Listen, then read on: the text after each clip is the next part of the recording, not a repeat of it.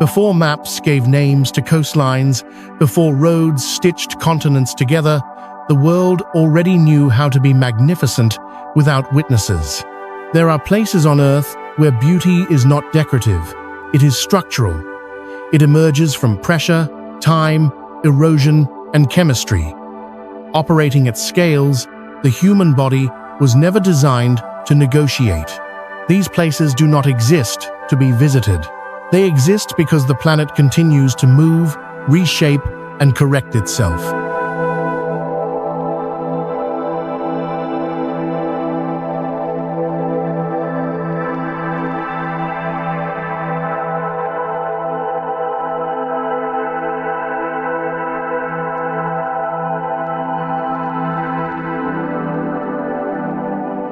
Most journeys begin where landscapes cooperate with human presence, where paths are clear, climates are forgiving, and beauty feels intentional. But as distance increases, cooperation fades, orientation weakens, familiar rules dissolve. The land begins to assert its own logic. This film follows that transition.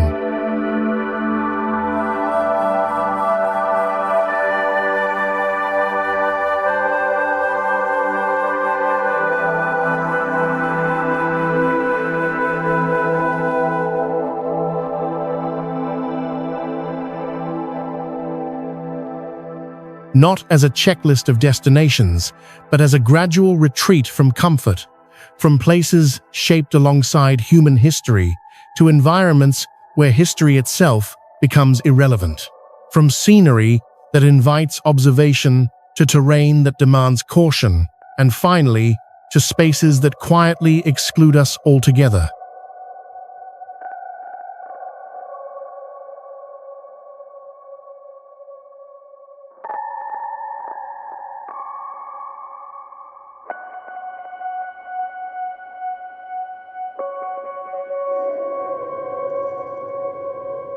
Across mountains, deserts, forests, ice fields, and oceans, the planet reveals a pattern. Magnificence is not constant. It intensifies as accessibility decreases. It sharpens as safety disappears.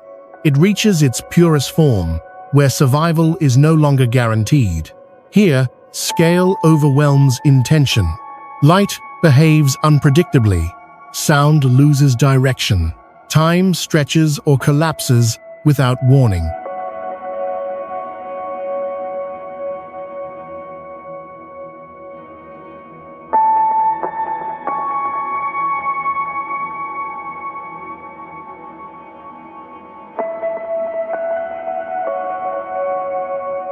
Some of these landscapes are ancient, others are still forming.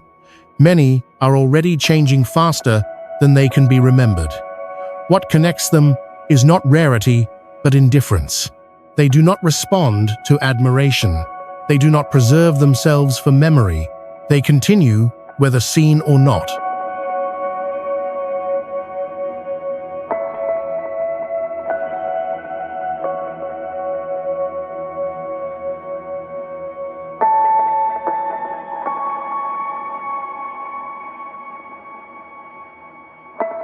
This is not a journey to collect places.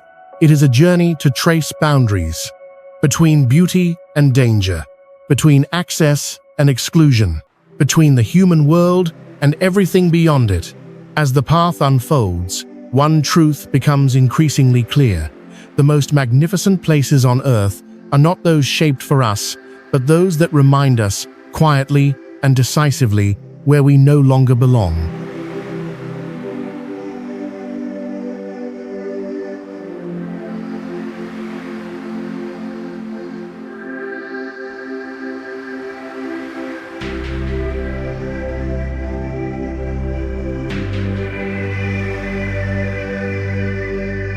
Before remoteness hardens the landscape and silence becomes absolute, the journey passes through a space where nature still moves in harmony with human scale. Arashiyama Bamboo Grove belongs to this early threshold, a place where the environment does not challenge the body, but subtly recalibrates perception.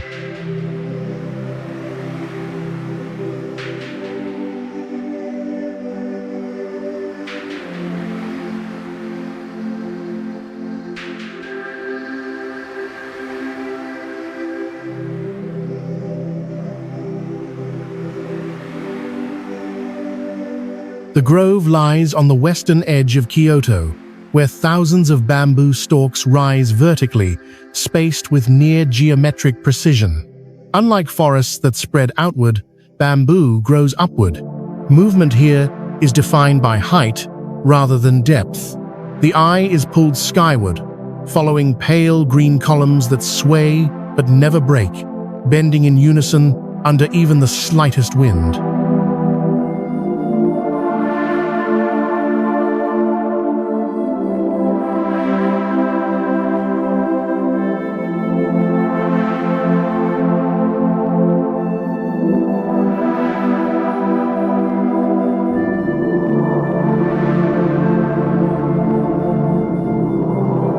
Sound behaves differently in Arashiyama. The wind does not rush, it whispers. As it passes through hollow stalks and layered leaves, it produces a soft, continuous resonance, once recognized by Japan's Ministry of the Environment as one of the country's most important soundscapes. Footsteps fade quickly, voices lower instinctively. The grove conditions behavior without instruction.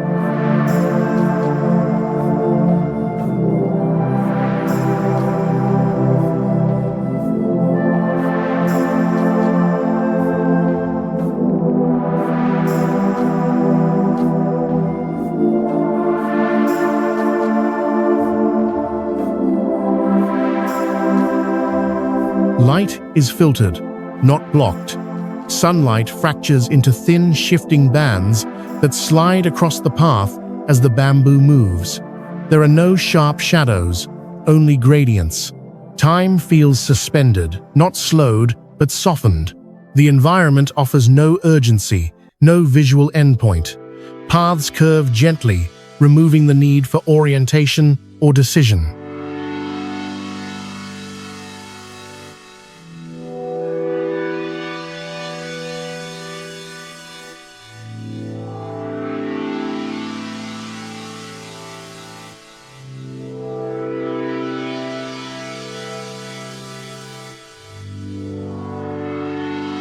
Historically, Arashiyama has existed alongside human presence for centuries. Nearby temples, shrines, and bridges were built to coexist with the grove rather than dominate it. The bamboo itself has long been cultivated not as wilderness, but as a living structure used for construction, art, and daily life. This is nature shaped through restraint rather than control.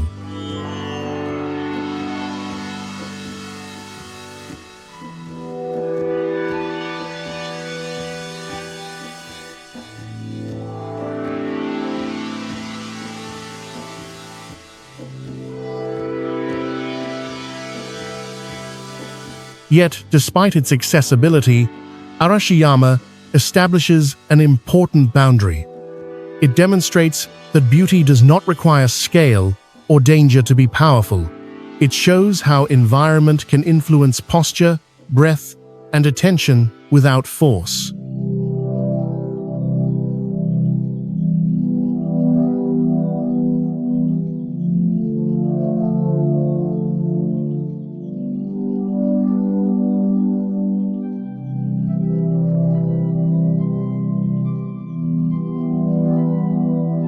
This is where the journey begins, at a place still aligned with the human body, where nature does not resist presence, but quietly prepares the senses for landscapes ahead that will.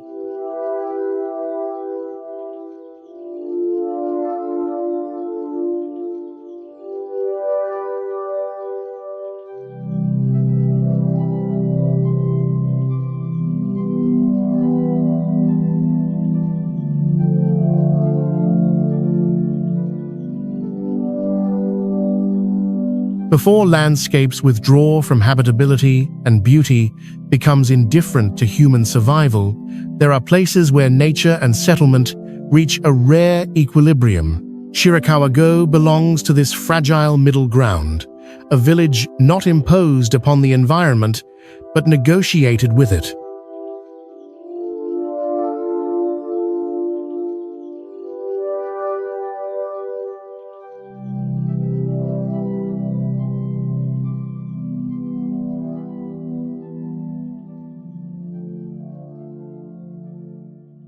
Hidden deep in the mountains of Gifu Prefecture, Shirakawa-go sits in a narrow river basin where winters are long, heavy, and unforgiving.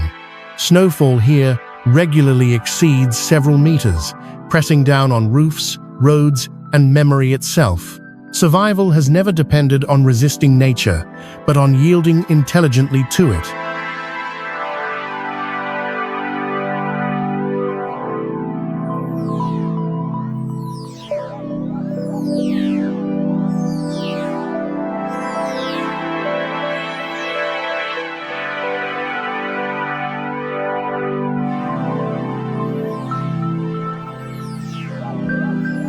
The village is defined by its gasho, zukuri houses, steeply pitched, thatched roofs, angled like hands in prayer.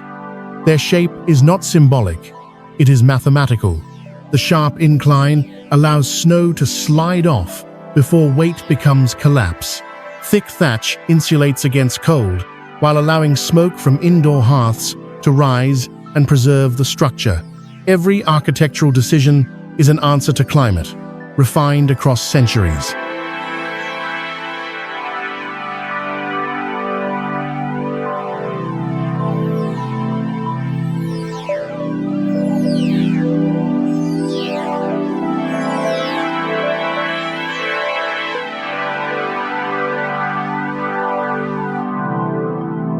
Movement through Shirakawa-go feels contained. Fields, houses, and forest edges align with the valley's geometry. Nothing expands beyond necessity. There are no grand avenues or dominating structures. Scale remains human, measured in footsteps and seasons rather than distance.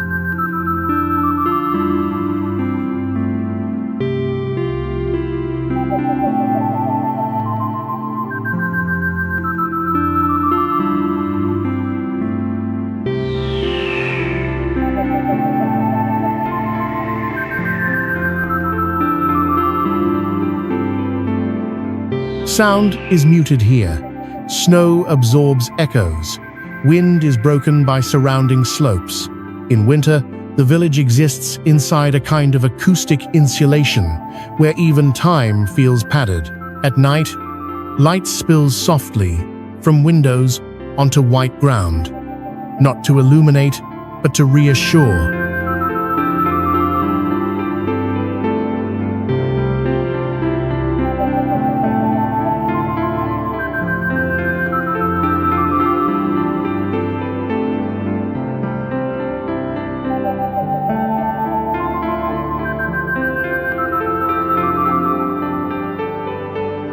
Historically isolated, Shirakawa-go developed a communal survival system. Roofs were repaired collectively, labor rotated, knowledge was shared, not stored. The village functioned as a closed-loop energy, food and protection, circulating internally, long before sustainability had a name.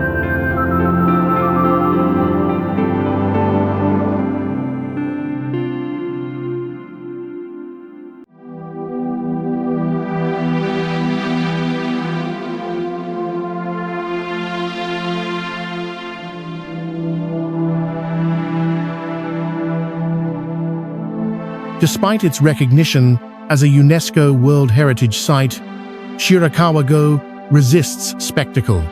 It does not overwhelm, it endures. This place marks a crucial transition in the journey. Here, beauty is not wild, but disciplined. Not fragile, but maintained. Shirakawa-go shows what happens when humanity adapts completely to place before the path leads onward, into landscapes where adaptation is no longer enough.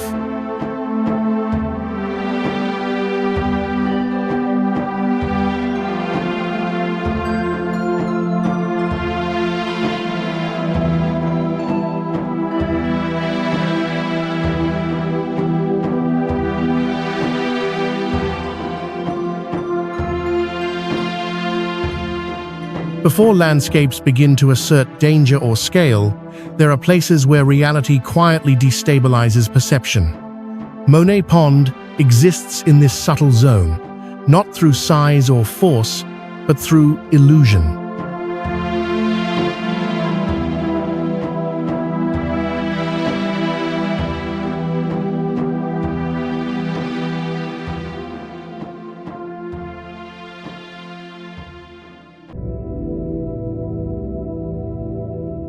Hidden in the rural town of Seki, Gifu Prefecture, Monet Pond is not marked by altitude, depth, or dramatic terrain.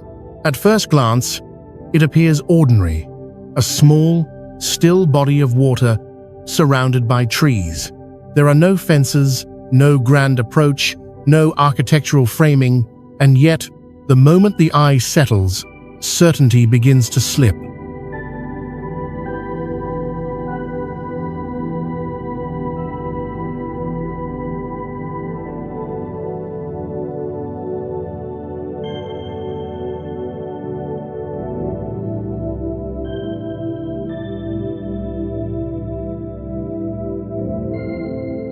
The water is unnaturally clear. Light penetrates without distortion, revealing koi drifting slowly beneath the surface, their colors suspended as if painted rather than alive. Aquatic plants spread across the pond floor, like brushstrokes, greens, rusts, and pale golds, layered with deliberate imbalance. There is no visible current, no ripples, unless something moves.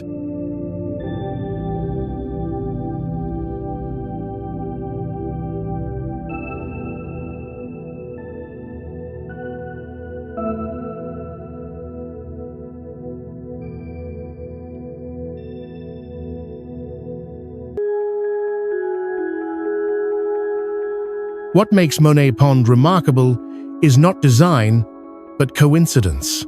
The pond was never planned as an artwork. Its visual harmony results from a precise alignment of factors: mineral composition of the water, angle of sunlight, surrounding vegetation, and seasonal clarity. When conditions align, the surface dissolves and depth loses meaning. Fish appear to float in air. Plants lose scale. Reflection and reality overlap.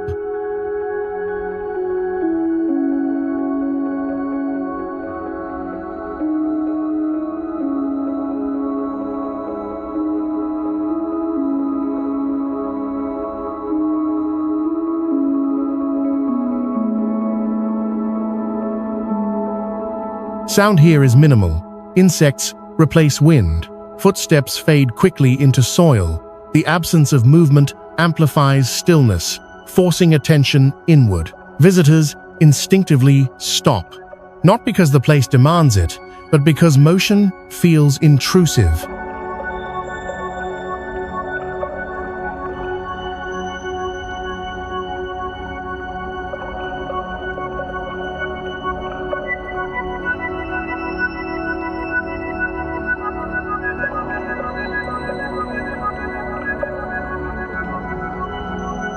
Unlike other destinations shaped by time or tectonics, Monet Pond exists at the mercy of fragility.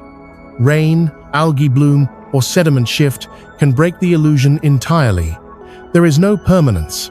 The scene must be caught, not expected.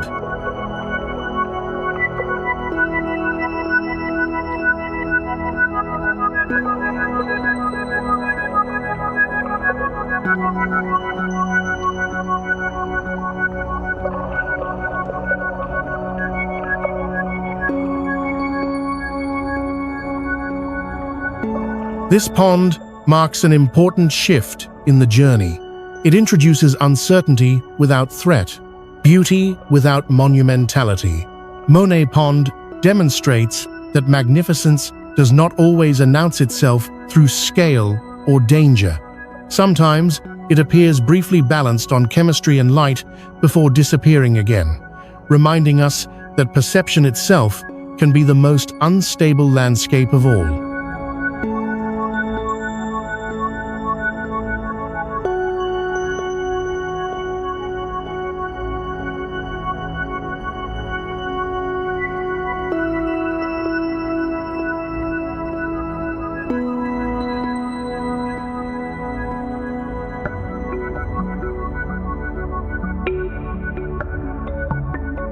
Before the journey leaves human settlement behind, there are places where civilization itself becomes part of the spectacle. Oya exists at this boundary where human design does not compete with landscape but amplifies it.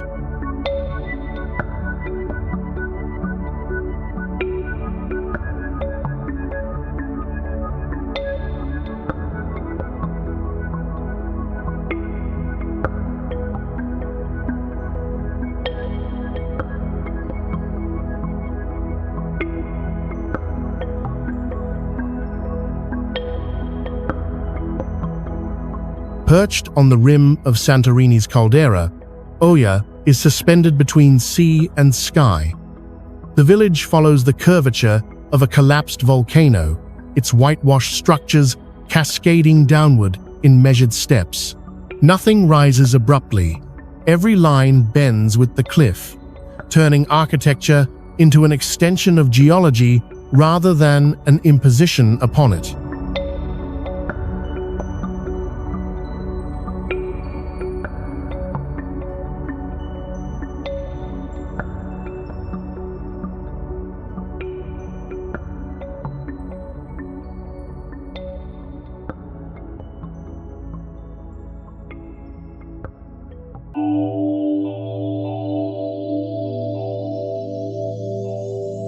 Light defines Oya more than form.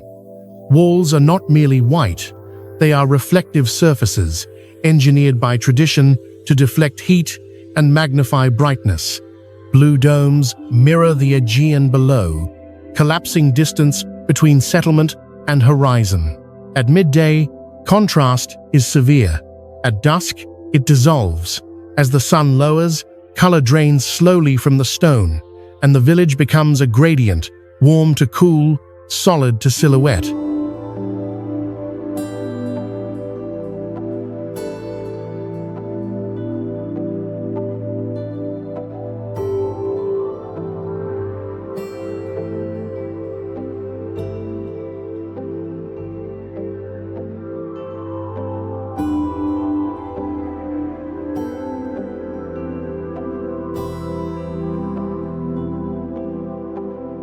Movement here is vertical. Stairs replace streets, pathways narrow without warning, forcing slower pace and closer attention. The village controls flow not through signage, but through compression. There is no straight line through Oya, only descent, ascent, and pause.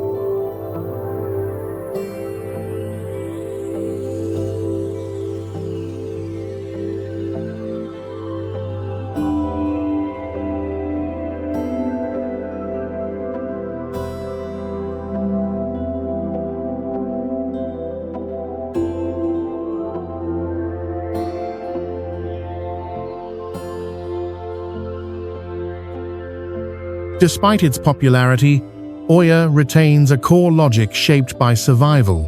The Cycladic style, thick walls, small openings, rounded edges, originated as a response to wind, heat, and seismic instability. These buildings were not designed for beauty.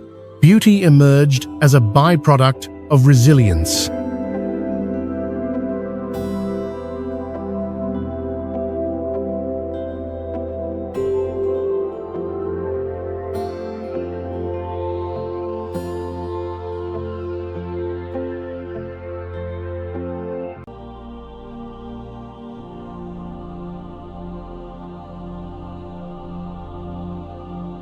Sound behaves differently along the caldera. Wind carries upward from the sea, dispersing voices and footsteps. Conversations fragment. Silence gathers quickly in corners and stairwells. The village feels occupied, but never loud.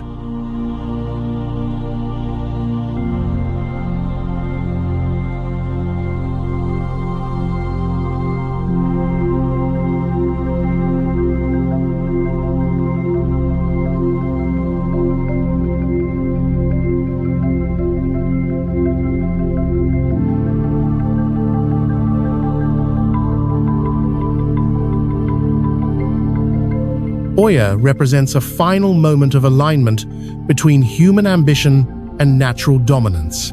It shows how settlement can frame the planet's forces without attempting to control them. This place concludes the human chapter of the journey.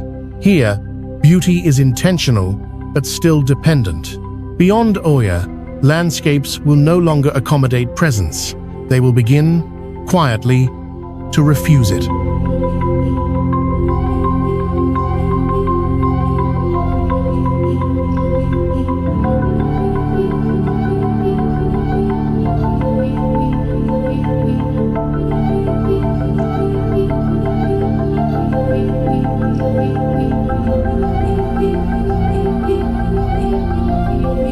Before landscapes strip away human structure entirely, there are cities where geography still dictates behavior, economy, and memory.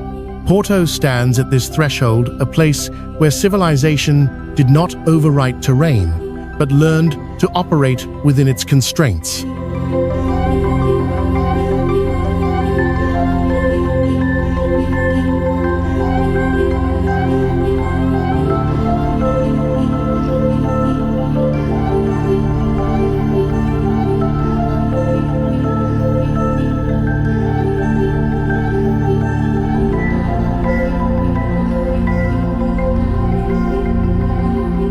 The city rises from the steep banks of the Douro River, its historic core stacked vertically rather than spread outward. Streets fold into one another without symmetry. Buildings lean, compress, and adapt to uneven ground shaped long before construction began. Movement here is never linear. Gravity is always present, pulling people downhill toward the river and effort back up toward the skyline.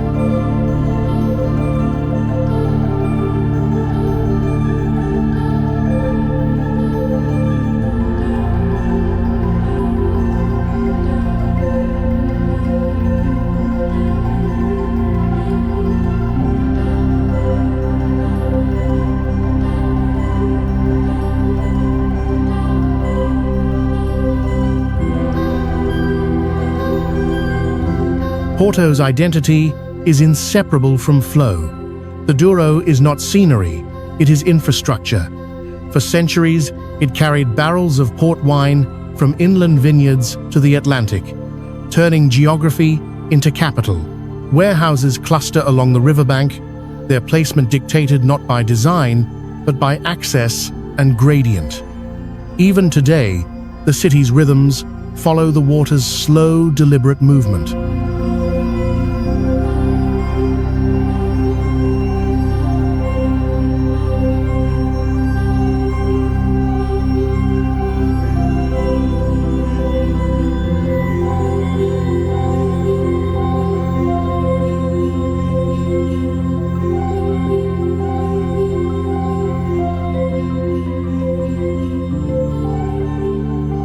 Light behaves unpredictably.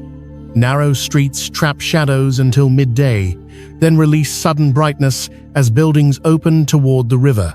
Reflections from tiled facades scatter color blue, white, ochre across stone surfaces, worn smooth by time. There is no visual uniformity, only accumulation.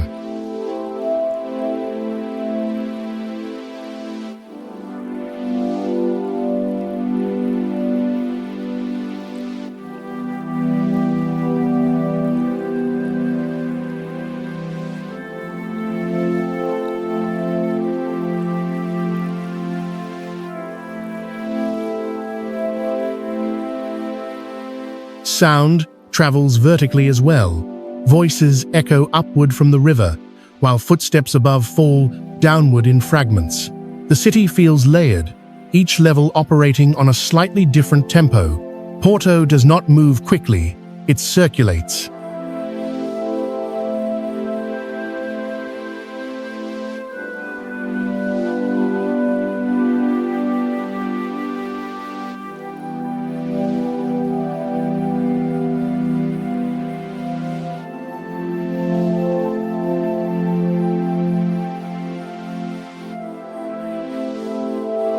Historically unconquered, Porto earned the nickname Cidade Invicta, the Invincible City. But its endurance was never rooted in fortification alone. It came from adaptability, from accepting limitation, from turning narrow land, unstable slopes, and Atlantic weather into advantage rather than obstacle.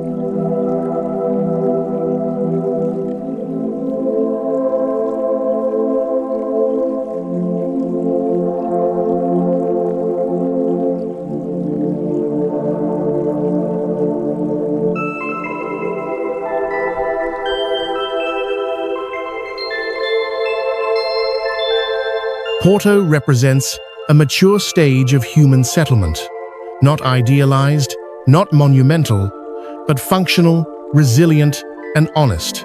This city marks the final transition point. Here, humanity still belongs, but only because it listens. Beyond this stage, landscapes will no longer negotiate. They will assert their terms without compromise.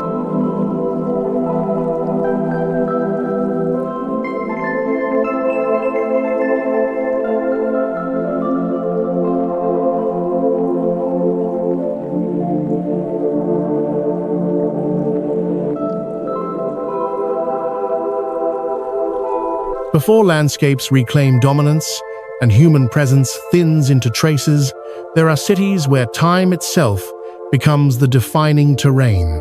Havana exists within this temporal boundary, a place where history does not recede, but accumulates.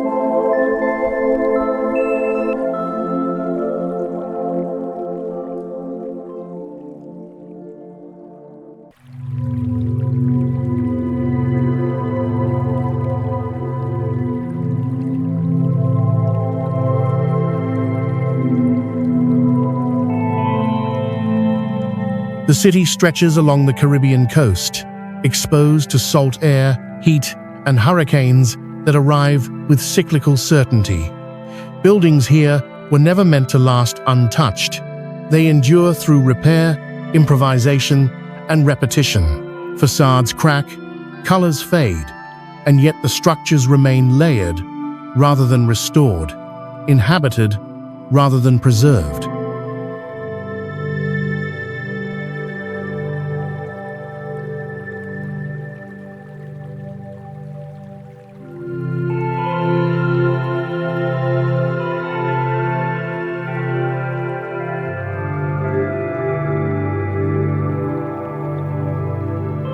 Movement through Havana feels unhurried, not by design, but by condition.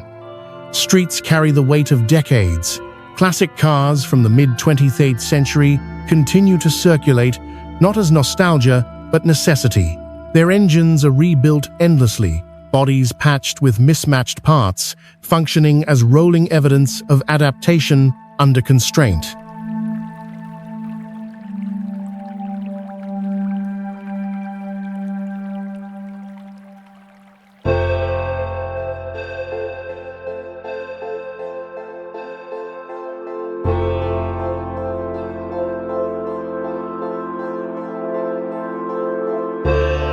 Light in Havana is harsh and generous at once. Midday sun exposes every fracture in plaster and stone. At dusk, warm tones return, softening decay into texture. Shadows lengthen across balconies and colonnades, built to create airflow long before air conditioning existed.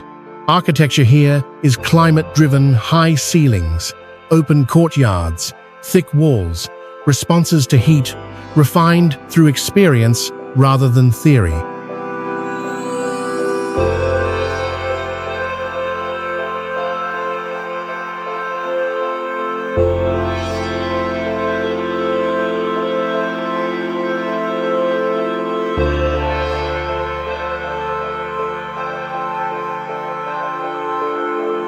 Sound defines the city's rhythm. Music leaks from windows, conversations spill onto sidewalks. The ocean contributes a constant undertone, waves striking the Malecon with mechanical regularity. The sea is not background, it is pressure, erosion, reminder.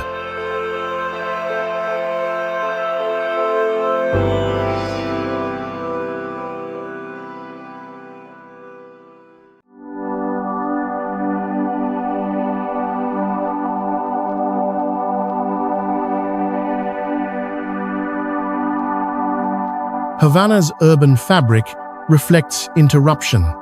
Political shifts, economic isolation, and stalled development froze the city in motion. Modernity arrived unevenly, leaving entire neighborhoods suspended between eras. Unlike cities that erased their past to accommodate growth, Havana absorbed stagnation and survived it.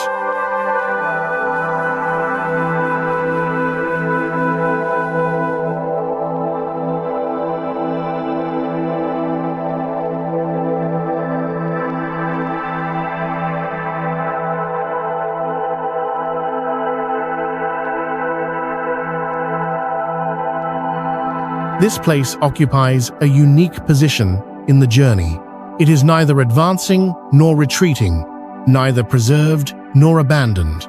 Havana shows what happens when human environments stop evolving but refuse to disappear. It marks the final moment where culture, memory, and resilience still shape space before the path leads outward, into landscapes where time operates without witnesses and survival no longer negotiates with history.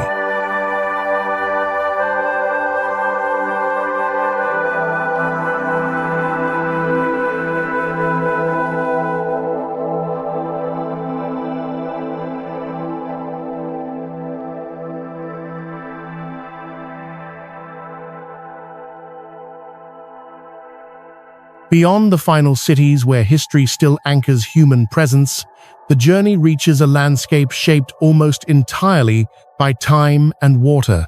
Ha Long Bay exists at this threshold, where the planet begins to speak in forms that no longer accommodate settlement, only passage.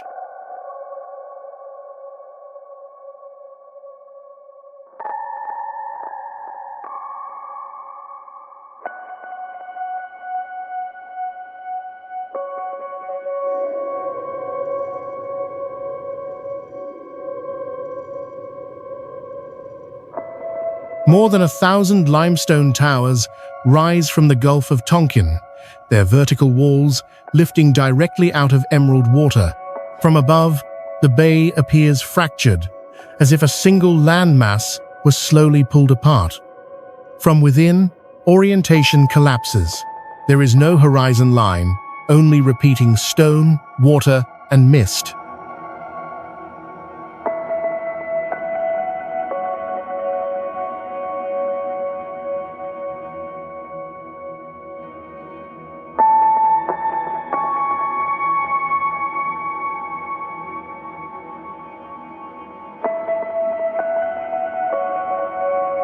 These formations are not dramatic by force, but by duration.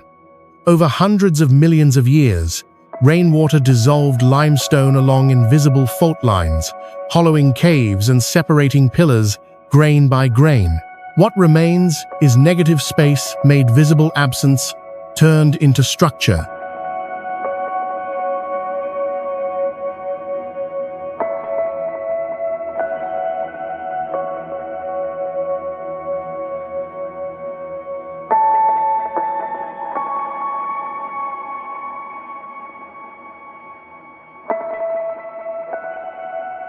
Movement through Ha Long is deceptive. The water appears calm, but currents slide silently between casts, redirecting boats without warning. Sound carries poorly, engines echo and then vanish. Voices feel distant, even when close. The bay absorbs noise, reinforcing a sense of isolation despite constant motion.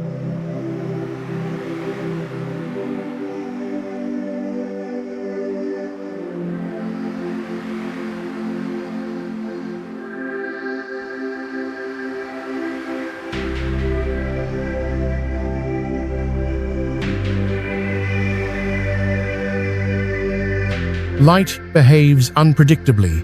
Morning mist erases distance, compressing scale until cliffs feel close enough to touch.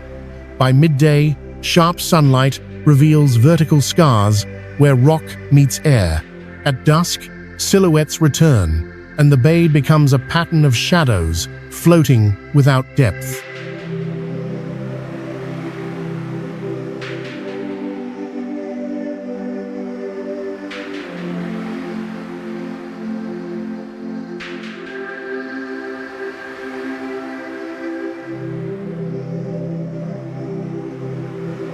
Human presence here is temporary by design. Floating villages exist, but they drift rather than settle.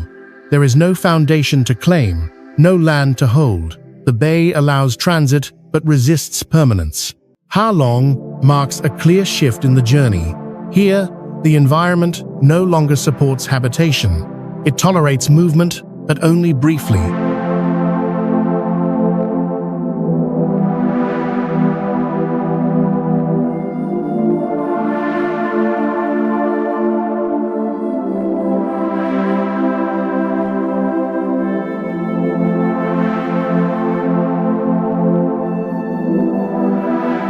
This is a landscape shaped without regard for human need. It does not threaten, yet it does not welcome. It simply continues its slow transformation, indifferent to observation. In Ha Long Bay, the planet begins to withdraw cooperation, and in doing so, it prepares the path toward places where even passage becomes conditional, and presence itself starts to feel provisional.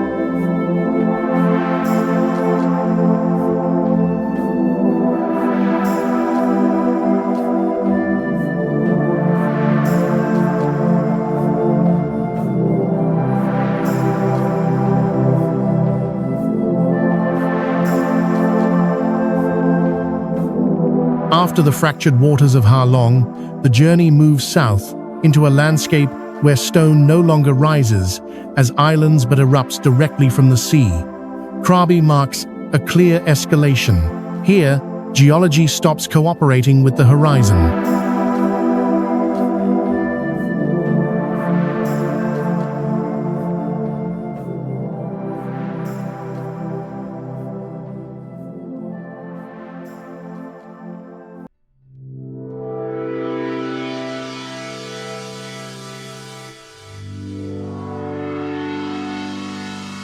Along Thailand's Andaman coast, limestone cliffs surge vertically from shallow turquoise water, some rising more than 300 meters without warning.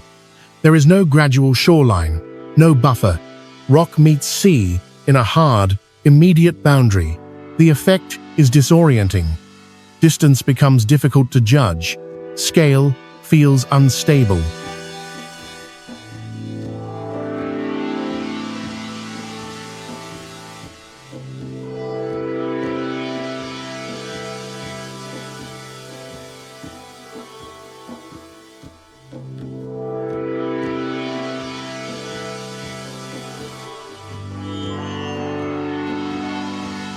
These formations began as marine sediment hundreds of millions of years ago, compressed and lifted by tectonic forces, then carved relentlessly by monsoon rain and tropical humidity. What erosion removed, gravity sharpened. What remained hardened into towers, caves, and overhangs that appear sculpted but were never guided.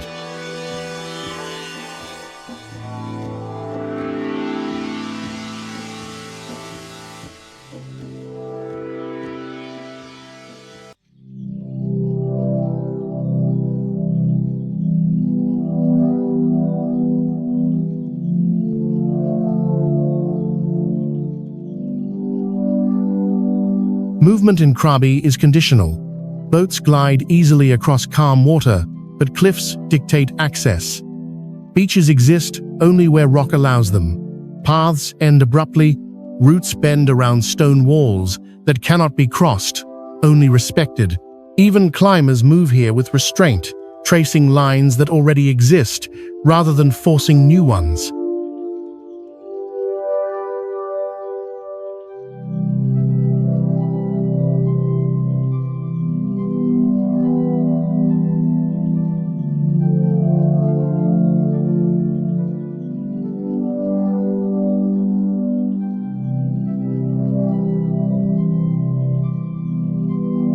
Sound behaves strangely beneath the cliffs. Waves strike rock and rebound upward, amplifying echoes that linger longer than expected. Wind funnels unpredictably through gaps, cooling the air for seconds before disappearing. The environment never fully settles.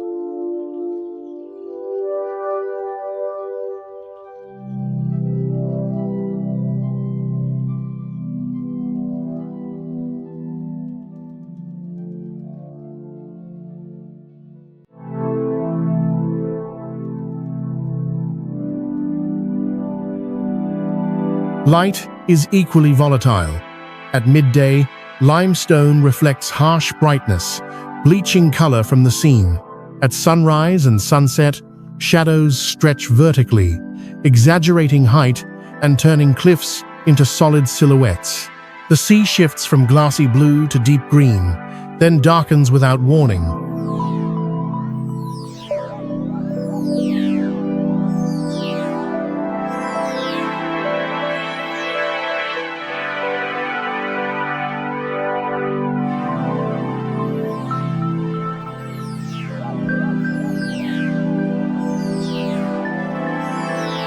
Despite its beauty, Krabi does not feel ornamental. It feels exposed.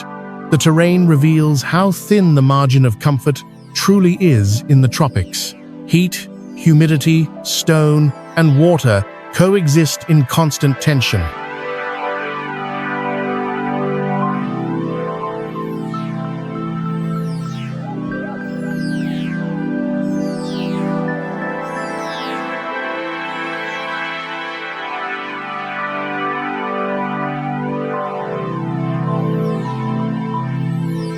Krabi represents a decisive turn in the journey. Here, nature no longer frames itself for viewing.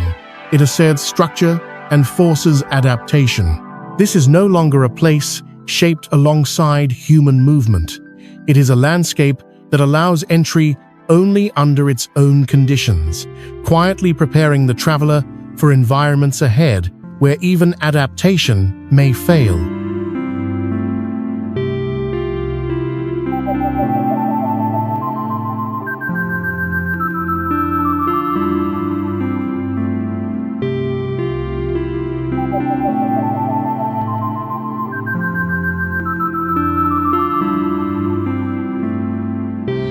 After coastlines harden and stone begins to dominate the horizon, the journey enters a landscape defined by absence. Huacachina exists not because the desert is gentle, but because it is extreme.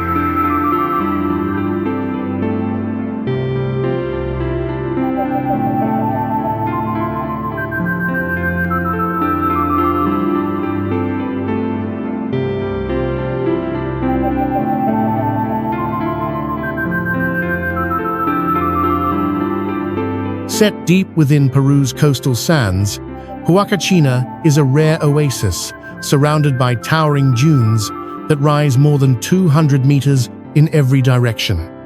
There is no gradual transition into the desert. One moment, palm trees and water. The next, endless sand shaped by wind alone. The contrast is immediate and unsettling.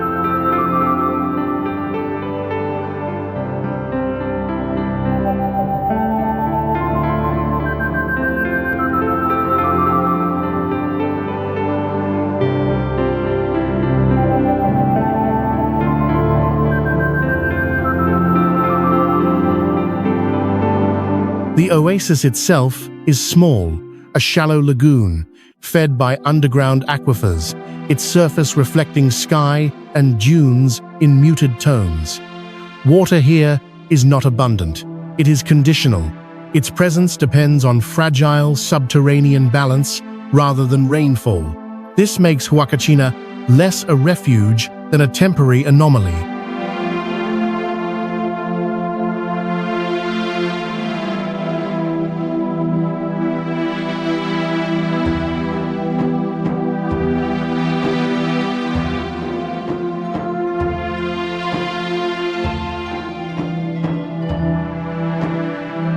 Movement across the surrounding dunes is deceptive. Slopes appear soft, but demand constant energy. Each step sinks, slides, erases itself. Orientation becomes unreliable. Wind redraws the landscape hourly, removing tracks and reshaping ridgelines without pattern. The desert offers no landmarks, only repetition.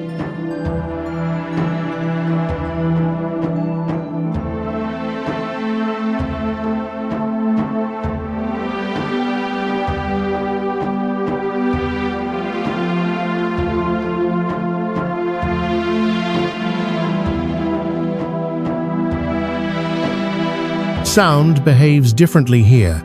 Wind dominates, stripping away distance cues. Voices dissipate quickly. At night, silence becomes absolute, broken only by grains of sand shifting under gravity. Time stretches. Minutes feel elastic.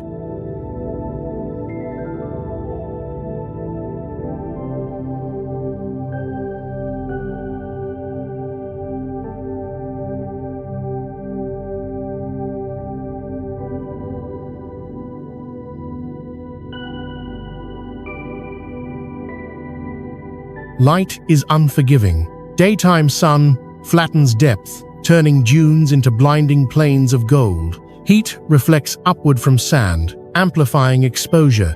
At sunset, the palette shifts suddenly orange to red to violet before darkness arrives with no gradual fade.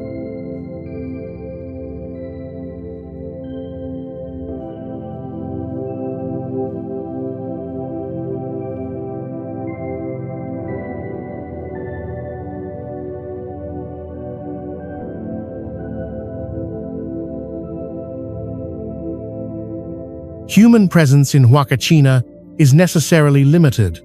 Structures cluster tightly around the lagoon, minimizing exposure. Beyond that circle, habitation ends. The desert allows movement, but not permanence.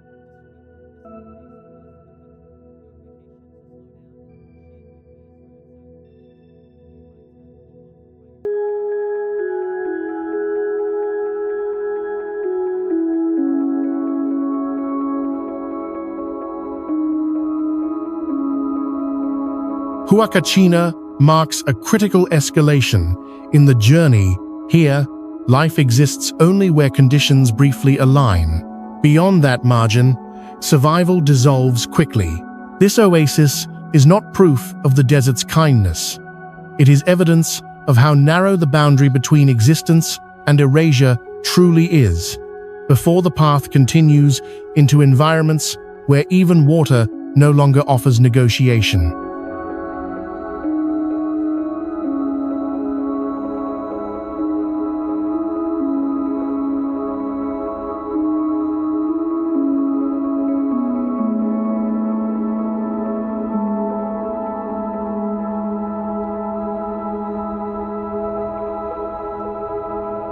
Beyond deserts shaped by wind and scarcity, the journey enters a landscape governed by cold clarity and distance.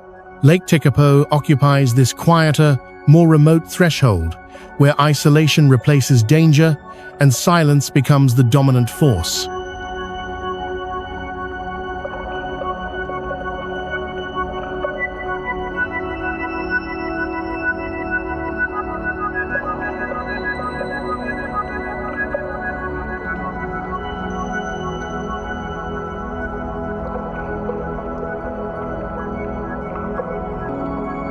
Situated in New Zealand's South Island, Lake Tekapo sits within a wide glacial basin, framed by the Southern Alps.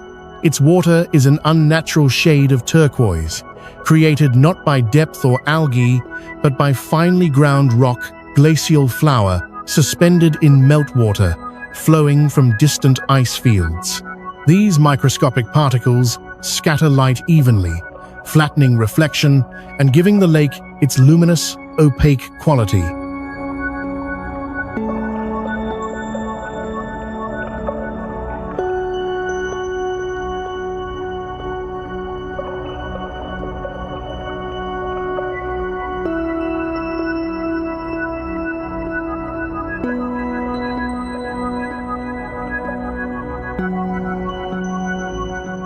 Movement around Tekapo feels deliberate. The terrain is open, exposed, and sparsely marked. There are no dense forests or steep barriers to break wind or sound. Space stretches outward without interruption, and with it, a heightened awareness of scale. Human structures, small churches, observatories, roads appear reduced, almost provisional, against the surrounding emptiness.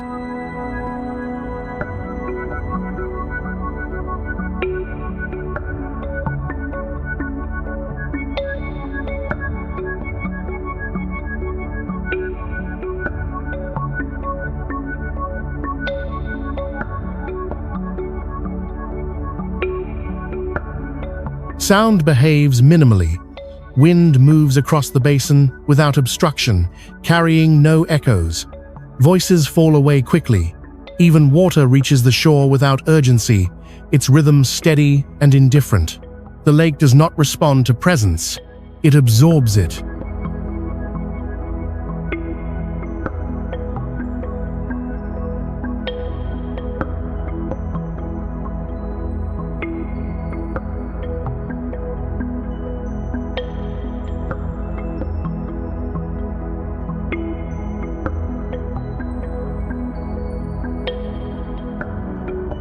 At night, Tekapo transforms completely.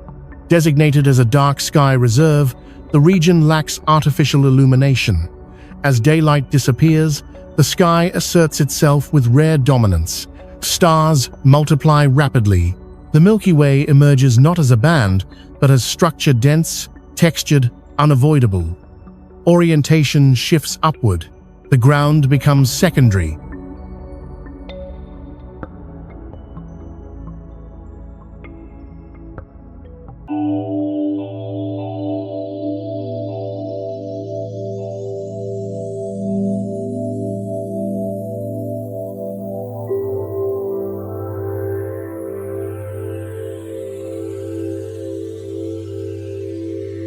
Historically, this landscape resisted permanent settlement.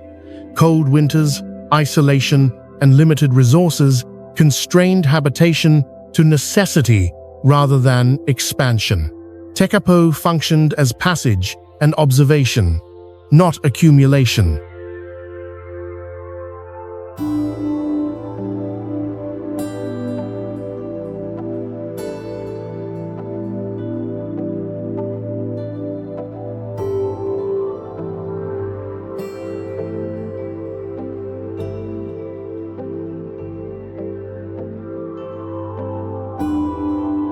This place marks a subtle but critical turn in the journey. Here, threat is replaced by detachment. Magnitude comes not from force, but from indifference. Lake Tekapo does not challenge survival directly. Instead, it diminishes human centrality. It teaches distance, spatial, sensory, and existential, preparing the path toward environments ahead where isolation deepens further and presence itself begins to feel optional.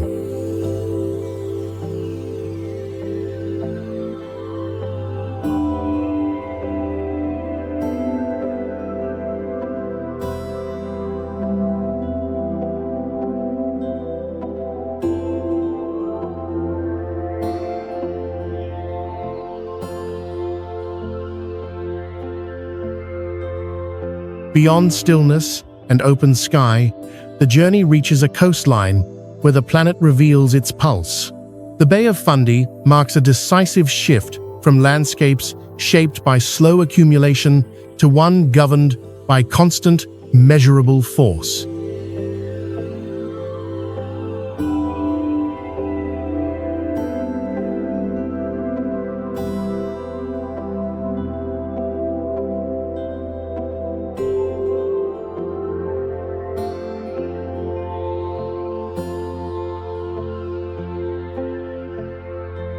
Stretching between the Canadian provinces of New Brunswick and Nova Scotia, the Bay of Fundy is defined by the most extreme tidal range on Earth. Twice each day, the ocean rises and falls by as much as 16 meters, transforming coastline into seabed and back again. What appears solid in the morning can disappear entirely by afternoon.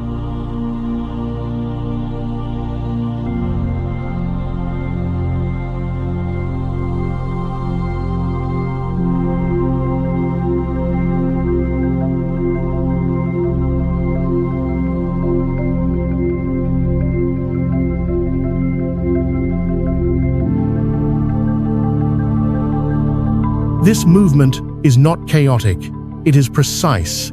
The bay's long, funnel-like shape amplifies incoming Atlantic tides, compressing enormous volumes of water into a confined space. The result is a predictable surge, powerful enough to reverse rivers, expose ocean floors, and redraw coastal geography on a 12-hour cycle.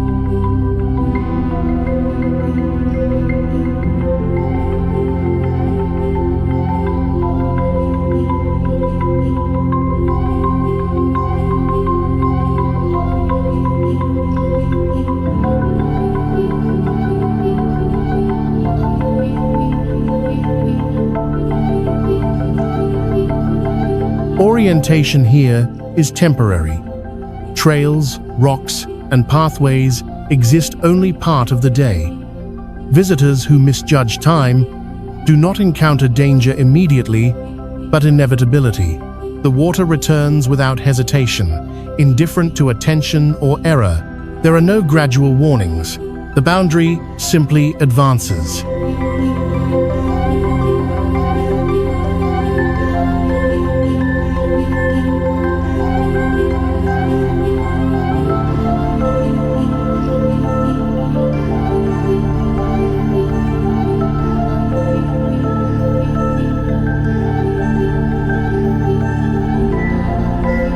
Sound carries weight. As tides shift, water accelerates audibly, echoing against cliffs and mudflats. The bay does not remain quiet. It announces its motion through low, persistent force rather than impact. Even in calm weather, movement is never absent.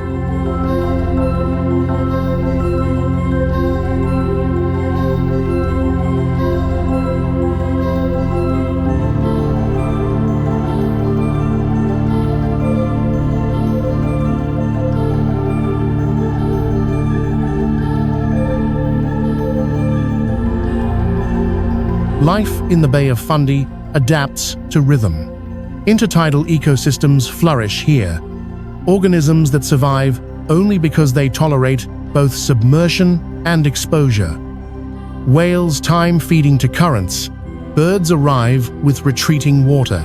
Everything operates on schedules set by gravity rather than climate.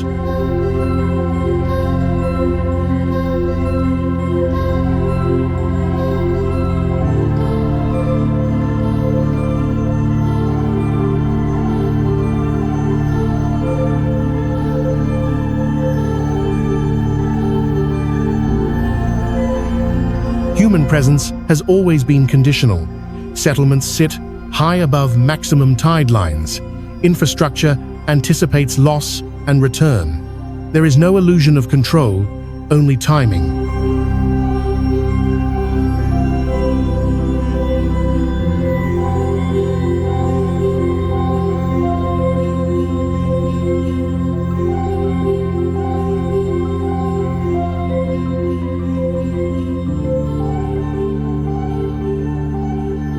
The Bay of Fundy represents a crucial escalation in the journey.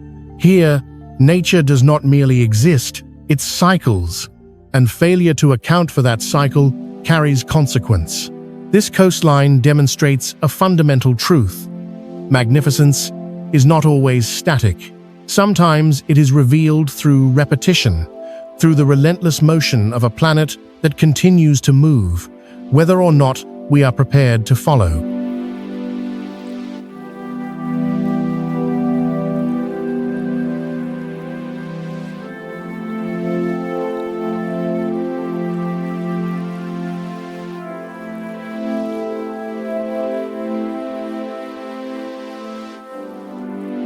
Beyond coastlines shaped by rhythm and return, the journey reaches a place where perception itself becomes unstable.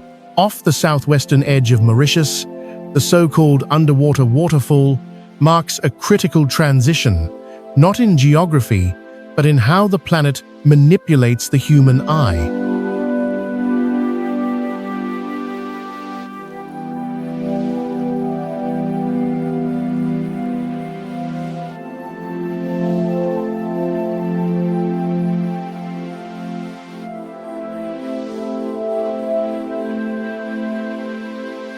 From above, the ocean appears to collapse inward. Vast streams of deep blue seem to plunge into an abyss, as if the seafloor were draining away. The illusion is so convincing that it resists explanation, even when understood. But there is no waterfall here. No vertical drop. Only sediment, current, and depth working together to simulate disappearance.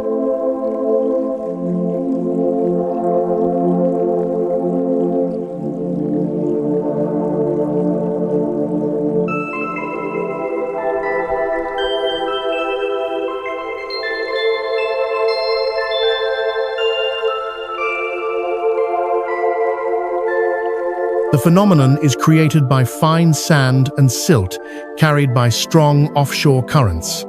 These particles spill from the shallow lagoon over the edge of a steep submarine shelf, sliding downward into darker water. As they move, they trace visible channels, mimicking the shape and motion of falling water. Color contrast does the rest: light turquoise against deep navy, convincing the brain that depth has collapsed.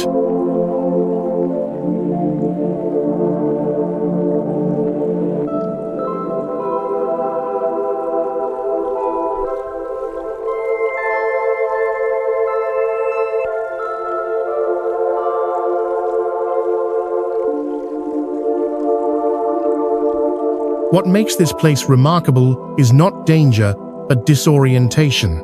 At sea level, nothing appears unusual. The water is calm, the horizon stable. The effect exists only from above, where perspective detaches observation from physical presence. The landscape changes, not with distance, but with angle.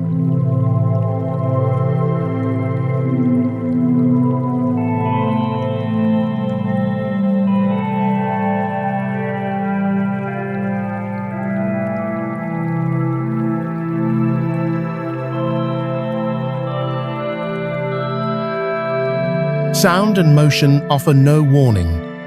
There is no roar, no turbulence. Boats pass nearby without disturbance. The ocean behaves normally, indifferent to the illusion it projects. This marks a profound shift in the journey. Here, magnificence is not a property of terrain, but of interpretation. The planet is no longer asserting force. It is exploiting perception.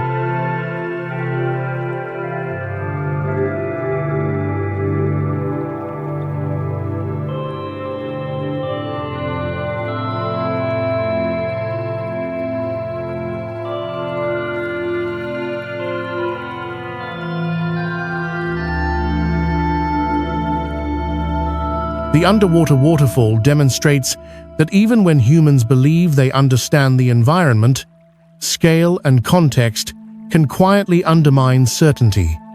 What looks like collapse is continuity. What seems violent is slow.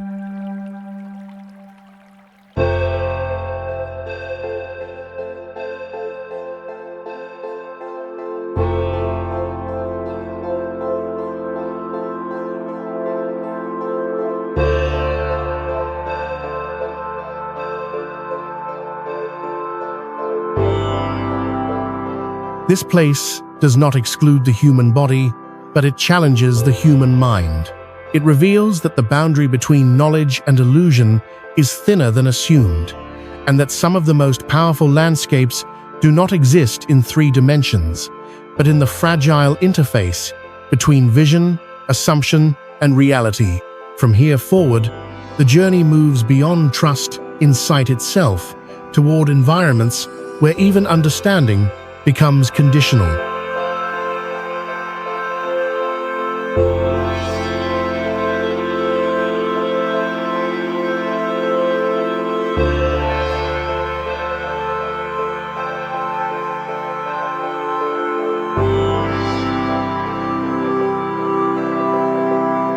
Beyond landscapes that challenge perception, the journey enters spaces where belief itself becomes structural.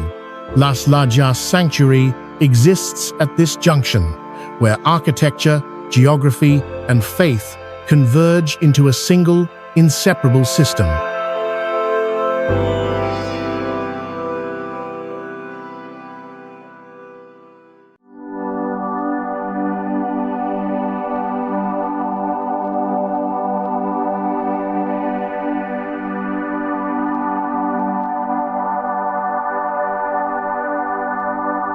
The sanctuary is anchored within a deep canyon near Colombia's border with Ecuador, spanning the Guaitara River more than 100 meters below. It is not positioned beside the ravine, nor above it, but inside it, connected by a bridge that appears less constructed than suspended. Approach is indirect. The site reveals itself gradually, forcing descent before comprehension.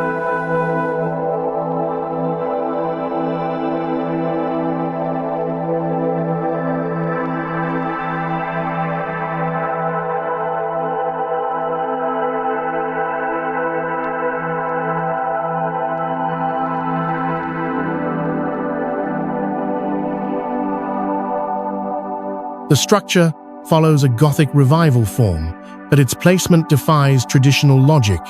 Cathedrals typically dominate their surroundings. Las Lajas submits to them.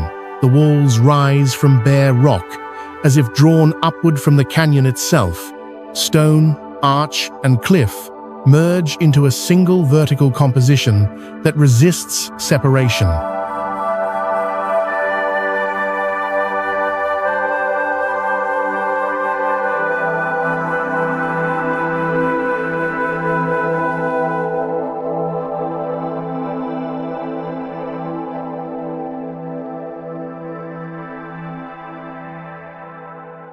Sound behaves unusually here. Water moving far below creates a constant undertone, a low vibration that never resolves into silence. Wind funnels through the gorge, amplifying footsteps and voices before scattering them upward. The environment refuses acoustic clarity, reinforcing a sense of scale beyond human control.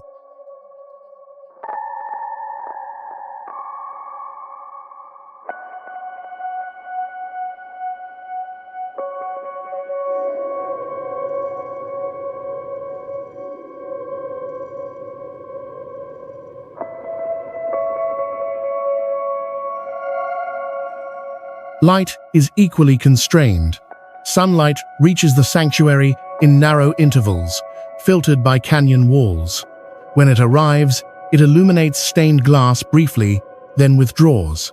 Time feels segmented, defined not by clocks, but by shadows sliding across stone.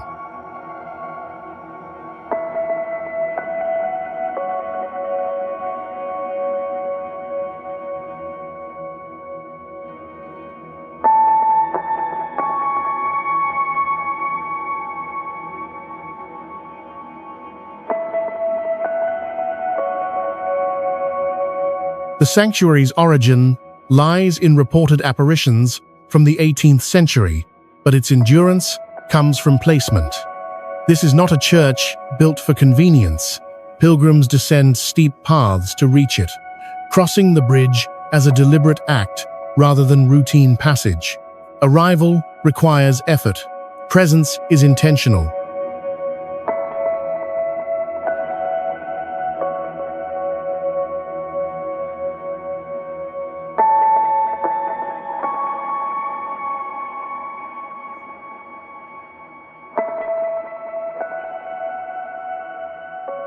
Las Lajas marks a pivotal shift in the journey. Here, landscape is no longer backdrop, it is authority. Human belief adapts itself to terrain, not the reverse.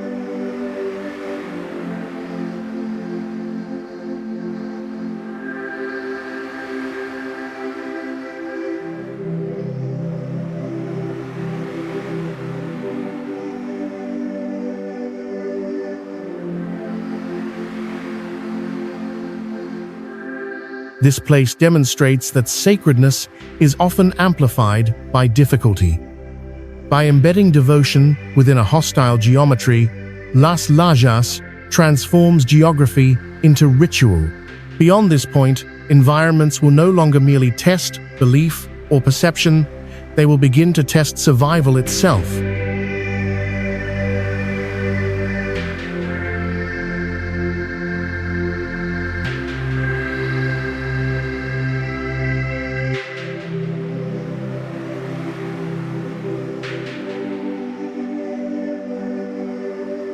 Beyond places shaped by belief and ritual, The journey enters a landscape where time itself has been stripped of continuity. Tassili Najer stands at this threshold, an elevated stone plateau where the Sahara preserves evidence of worlds that no longer exist.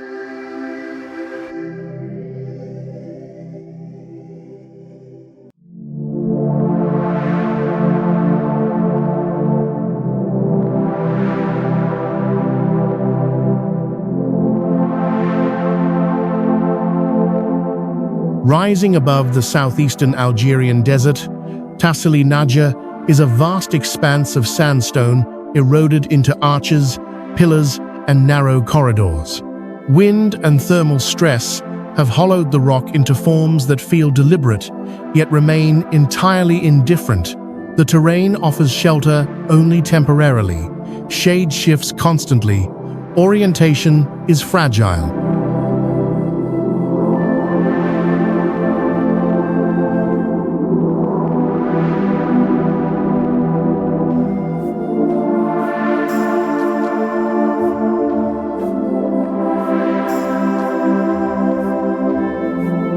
What distinguishes Tassili is not its scale, but its memory.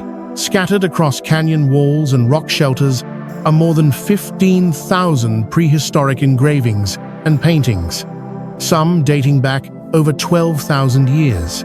They depict cattle, rivers, forests, and human activity scenes impossible in today's desert. These images are not symbolic, they are documentation.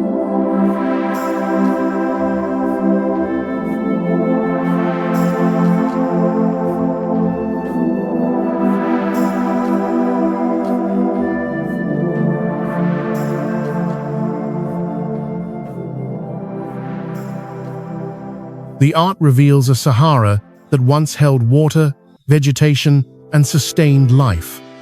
As climate patterns shifted, rainfall retreated, rivers vanished, and ecosystems collapsed. Human presence thinned, then disappeared.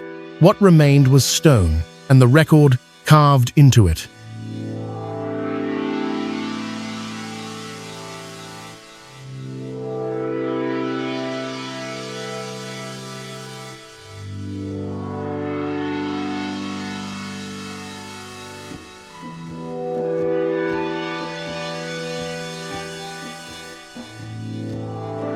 Sound here is minimal.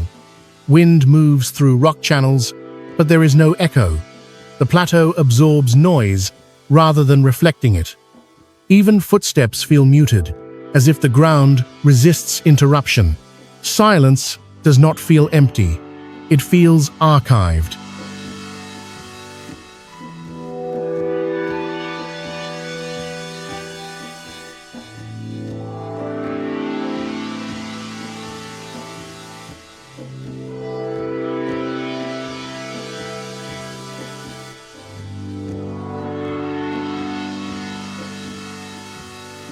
Light exposes everything. With no vegetation to diffuse it, sunlight flattens the landscape, erasing depth and scale. Distance becomes deceptive. A ridge that seems reachable stretches endlessly under heat.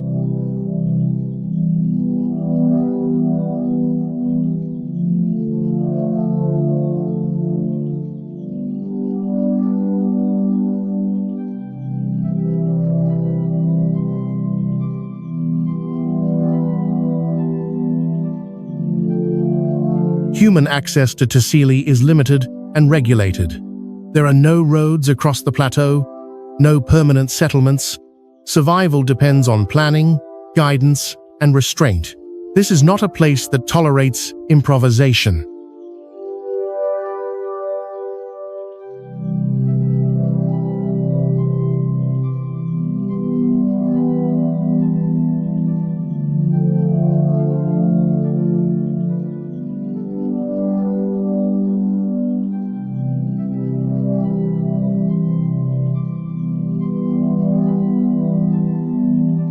Tassili Najer marks a decisive escalation in the journey. Here, the environment does not resist humans, it outlasts them. Civilizations pass, stone remains.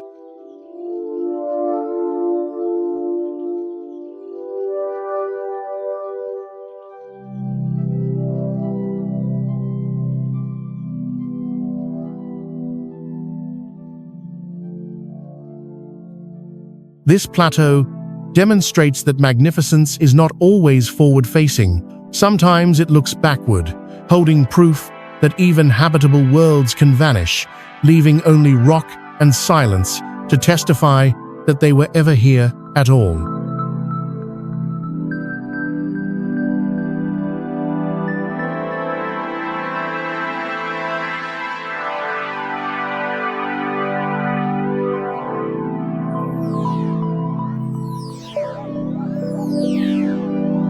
Beyond deserts that erase memory and plateaus that archive vanished worlds, the journey reaches a place where human intelligence briefly aligned with an unforgiving landscape. Machu Picchu stands at this intersection, where survival, belief, and engineering converged under extreme constraint.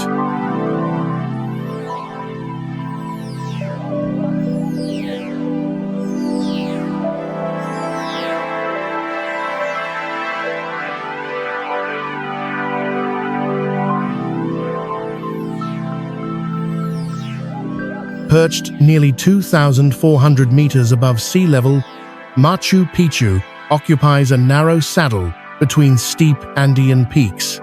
There is no excess space. Every terrace, stair, and wall responds directly to slope, rainfall, and seismic instability. The city was not placed on the mountain. It was calibrated into it.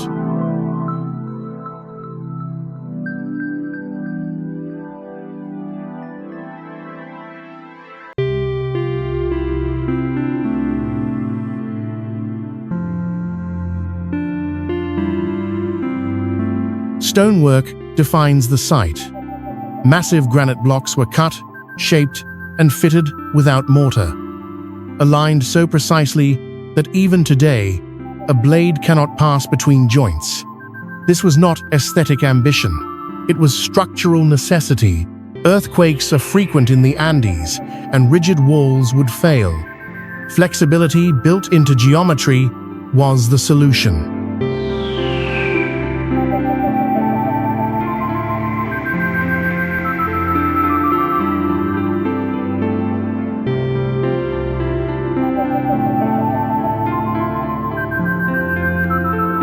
Water governs everything. Channels and fountains weave through the city, managing heavy rainfall while supplying clean flow year-round.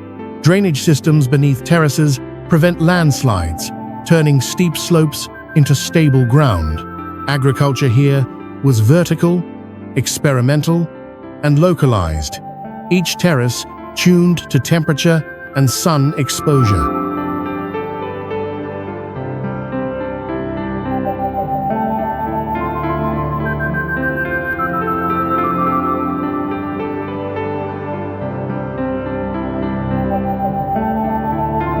Sound behaves strangely at altitude.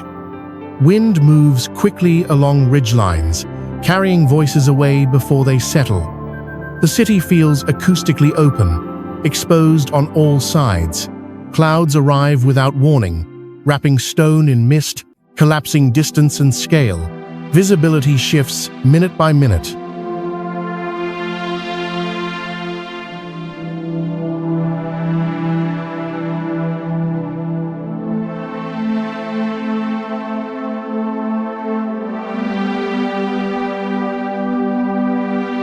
Despite its sophistication, Machu Picchu was never meant to grow. Access routes were narrow, controlled, and defensible. The site functioned as retreat, observation point, and ritual center, possibly all at once. When the Inca world collapsed under foreign invasion, the city was abandoned, reclaimed by forest, and erased from collective memory for centuries.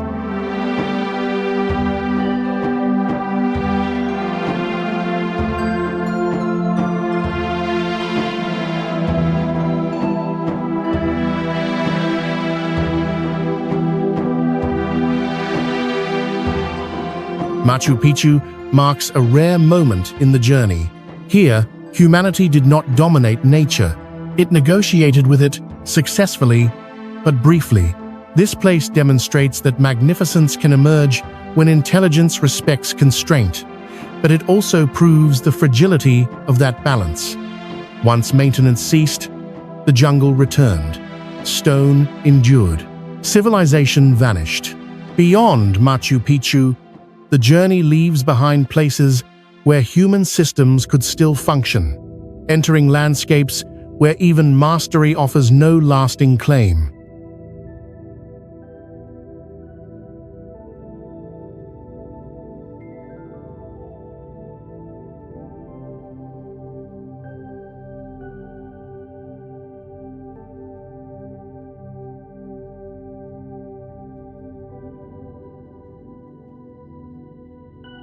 Beyond engineered harmony and negotiated survival, the journey arrives at a form so complete that it resists reinterpretation. Mount Fuji stands not as terrain, but as geometry, a singular shape that has defined scale, belief, and orientation for centuries.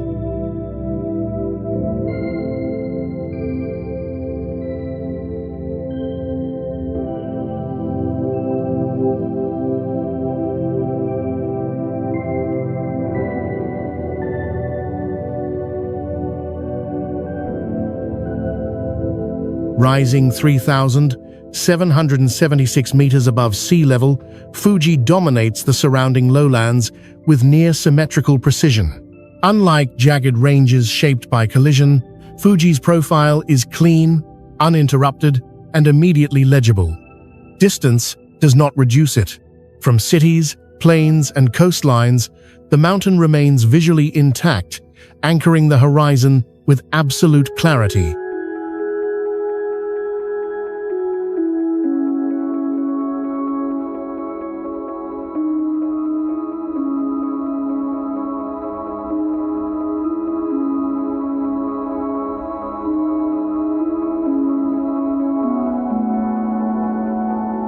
Fuji is an active stratovolcano, built through successive eruptions layered over hundreds of thousands of years.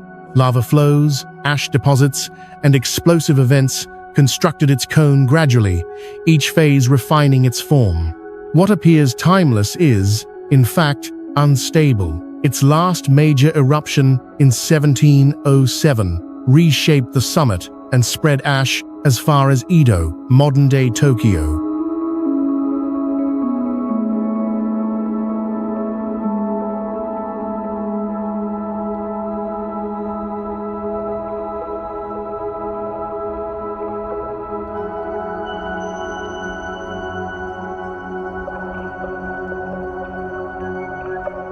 Sound thins as altitude increases. Wind becomes sharper, more directional. Above the tree line, vegetation disappears entirely, replaced by bare volcanic rock that absorbs heat by day and releases it quickly at night. Temperature drops abruptly. The mountain offers no shelter, only exposure.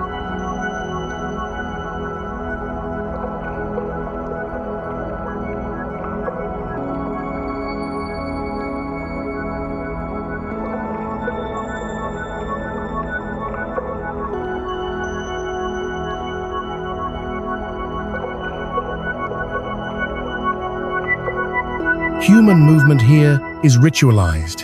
For centuries, Fuji was considered sacred, and access was restricted by belief rather than law. Pilgrims ascended not to conquer the summit, but to align themselves with it. Even today, climbing routes are fixed, seasonal, and regulated. The mountain allows passage only when conditions briefly soften.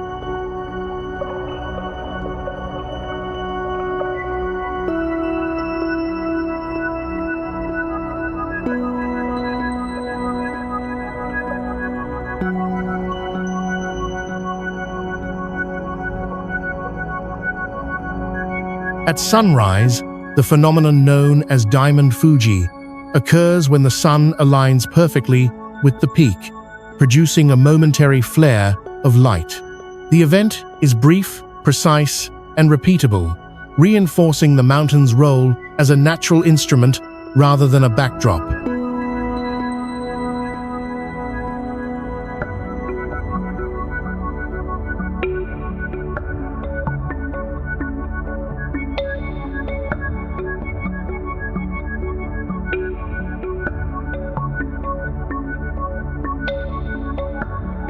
Mount Fuji marks a crucial transition in the journey. Here, magnificence is not complex, it is resolved. The mountain does not invite interpretation. It asserts form. Fuji demonstrates that some landscapes achieve power through restraint. By limiting variation, by maintaining symmetry, by refusing disorder, it becomes a reference point, both physical and cultural. Beyond Fuji, the journey leaves behind places that inspire reverence through clarity and moves toward environments where form fractures, rules dissolve, and the planet begins to express itself without regard for meaning or memory.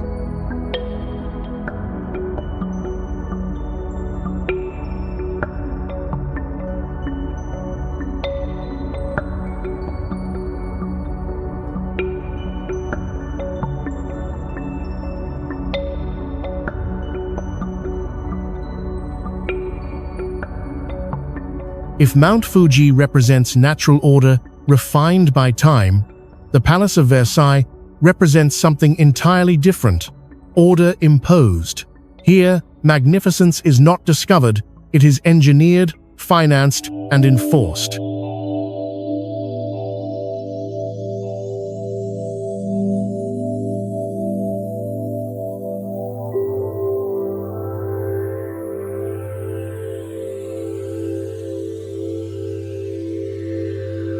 Located just outside Paris, Versailles was transformed in the 17th century from a modest hunting lodge into the most ambitious architectural statement in Europe. Under Louis XIV, the palace became a machine of power. Every corridor, axis, and garden line was designed to project control, hierarchy, and permanence.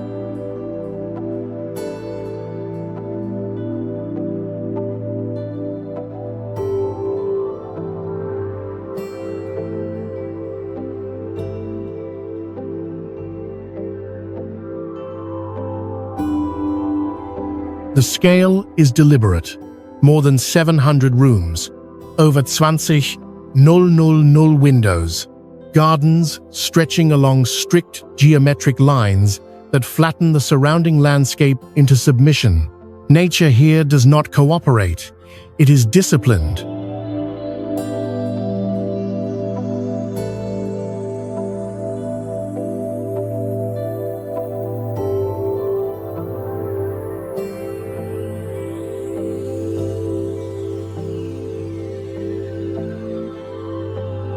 The gardens of Versailles function as an extension of the palace itself. Trees are trimmed into symmetry. Water flows only where engineered to do so. Even the fountains, more than 1,400 of them, required an immense hydraulic system powered by the machine de Marly, one of the largest mechanical constructions of its era. Entire rivers were redirected to keep the illusion alive.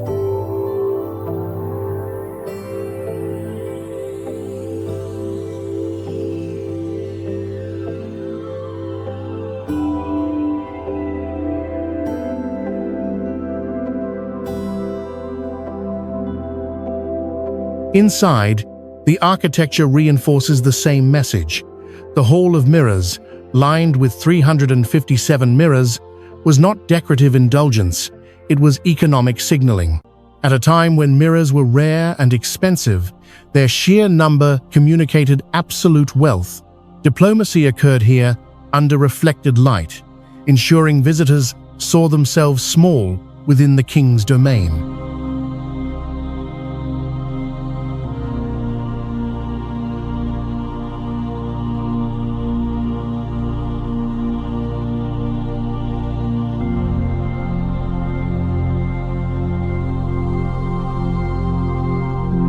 Versailles was also a financial drain. At its peak, maintaining the palace consumed up to a quarter of France's national budget. Thousands lived within its walls. Nobles, servants, guards, bound to the court through proximity and dependency. Power was centralized, not only politically, but spatially.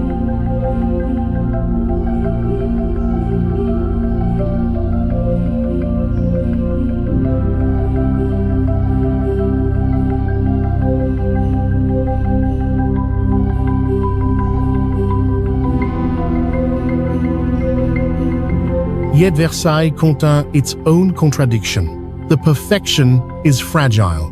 When resources collapsed and legitimacy eroded, the palace remained vast, beautiful, and suddenly exposed. What once symbolized permanence became evidence of imbalance. Within decades, the system that built Versailles unraveled.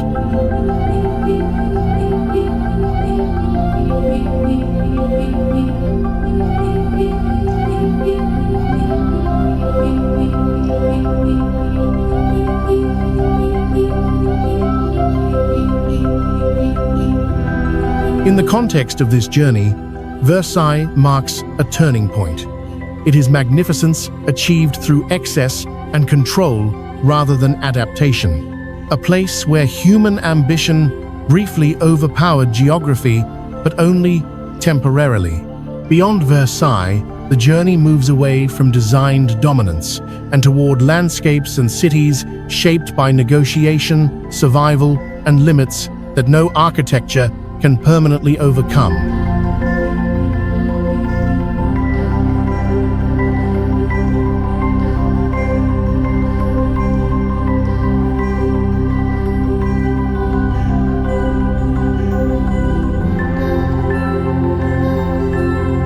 After monuments built to command nature, the journey reaches a place where control dissolves quietly and without intention.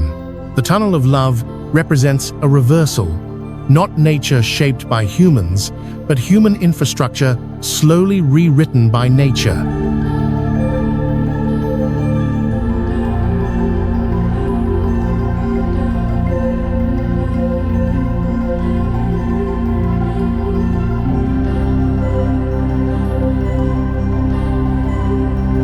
Located near the town of Kleven in western Ukraine, the Tunnel of Love began as an ordinary railway line used to transport wood and industrial materials.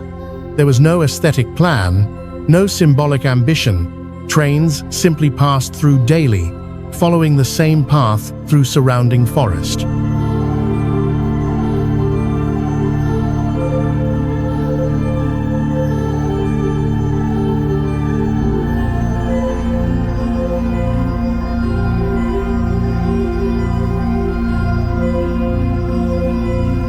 Over decades, something subtle occurred.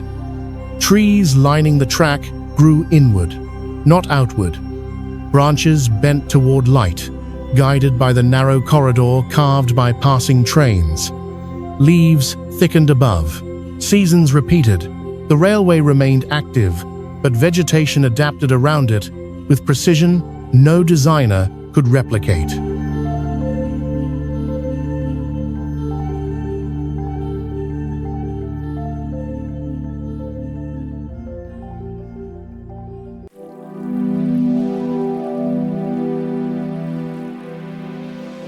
The result is a natural archway stretching several kilometers, forming a continuous green tunnel that feels deliberate, yet was never designed. Geometry emerges from repetition. Trains trim excess growth just enough to preserve the passage, while the forest completes the form. Control is shared, unconsciously.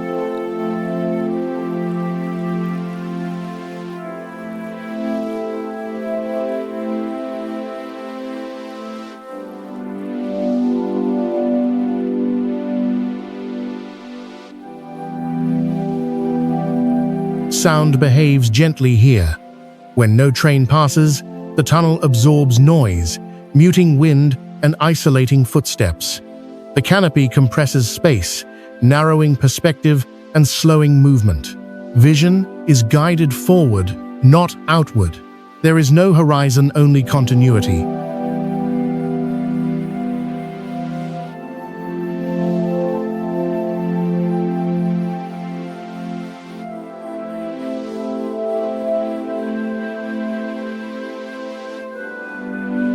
Light filters unevenly through leaves, shifting constantly with season and weather.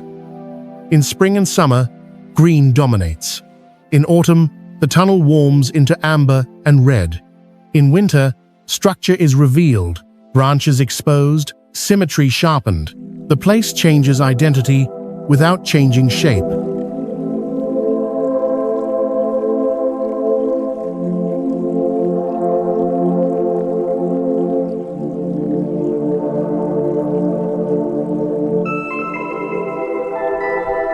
Unlike sacred sites or engineered landscapes, the Tunnel of Love carries no inherent authority. Its meaning was assigned later, after the form already existed. It became symbolic only once observed.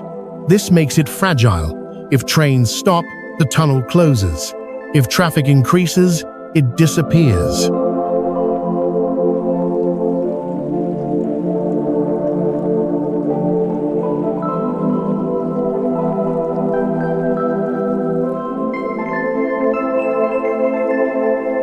The Tunnel of Love marks a quiet but important moment in the journey. Here, magnificence is accidental. It exists only through balance, not intention.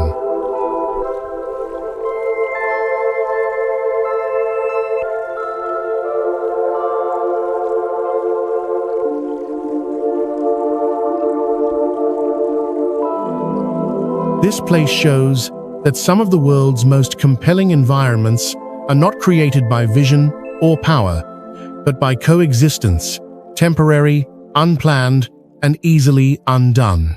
Beyond this point, the journey leaves behind spaces shaped by collaboration. Ahead lie environments where nature no longer negotiates, where it overwhelms, isolates, or erases without pause.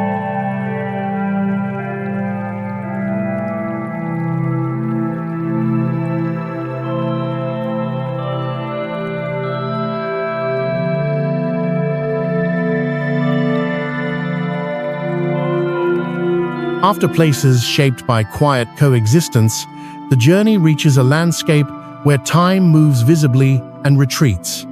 Mendenhall Glacier is not static scenery, it is a process in motion, a massive body of ice actively rewriting its own boundaries.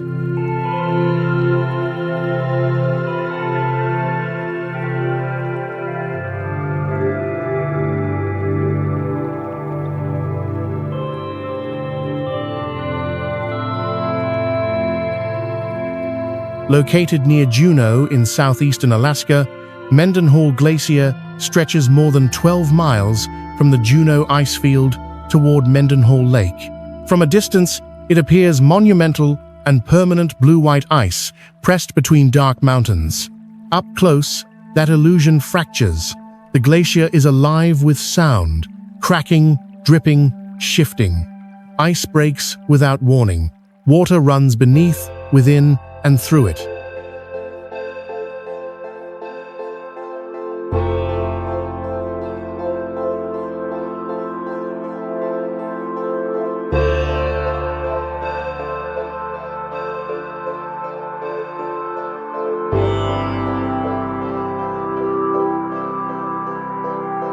The glacier was formed thousands of years ago, during the last ice age, when temperatures locked snowfall into layers that compressed into solid ice. Gravity pulled the mass downhill, carving valleys and shaping the surrounding landscape. What remains today is a remnant still powerful but diminishing.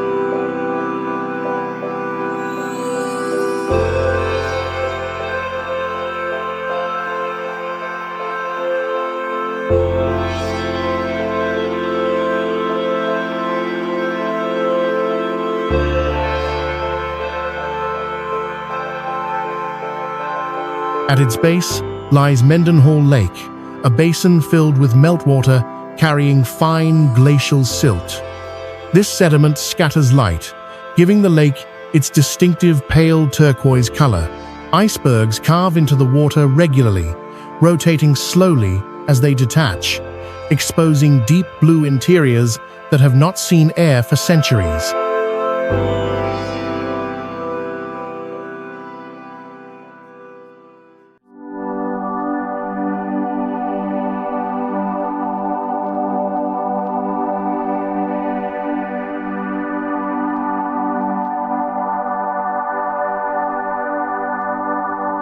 One of the glacier's most surreal features appears seasonally. Ice caves formed by meltwater flowing beneath the glacier. These caves glow with an intense blue light, created as ice absorbs red wavelengths and reflects blue. They are temporary structures, beautiful, unstable, and unpredictable. Each year, they form differently. Each year, some collapse without notice.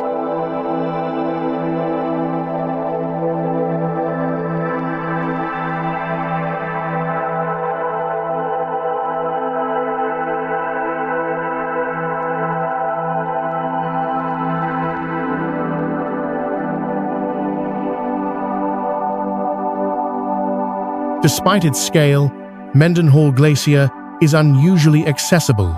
A short trail brings visitors within view of the ice front, compressing geological time into a human-scale encounter. That proximity makes the glacier's retreat impossible to ignore. Over the past century, the ice has pulled back dramatically, exposing bare rock and expanding the lake.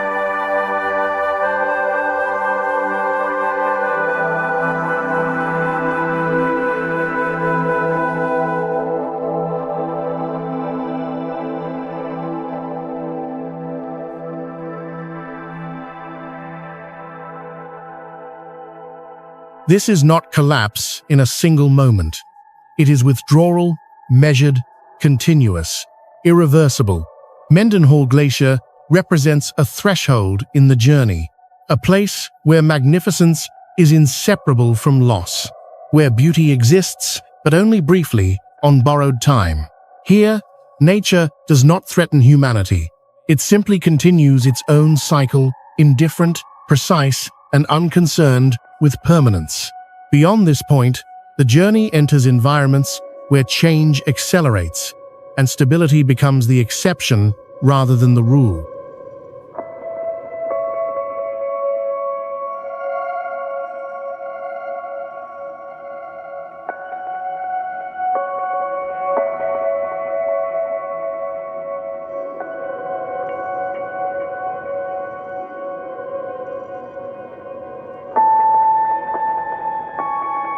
After landscapes defined by ice and retreat, the journey turns toward a different kind of geological record, one written in layers rather than movement. Hengifoss is not Iceland's tallest waterfall, but it is one of its most revealing. Here, water does not merely fall, it exposes time.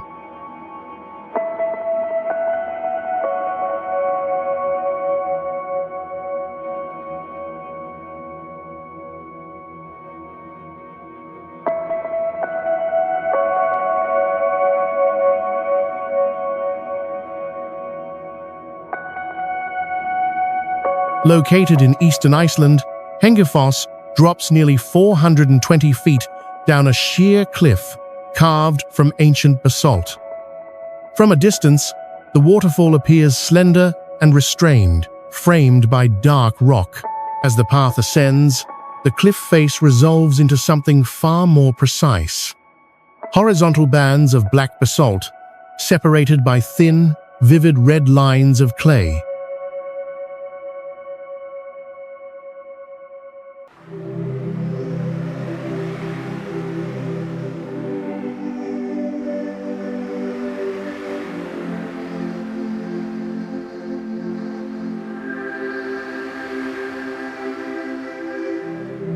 Those red layers are iron-rich sediment deposited between volcanic eruptions millions of years ago. Each stripe marks a pause in violence, a moment when lava stopped flowing, soil settled, and oxidation stained the land. Then, eruption returned, sealing the record beneath another sheet of basalt. Hengifoss is not just a waterfall, it is a vertical timeline.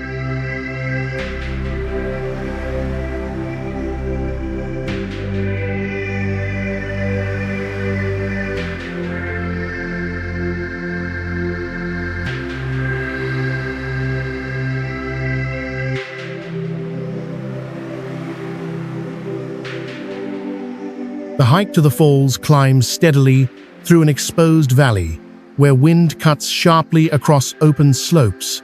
There is little shelter. Movement becomes deliberate. With elevation, the waterfall's sound grows clearer, echoing against rock walls that funnel air and water together.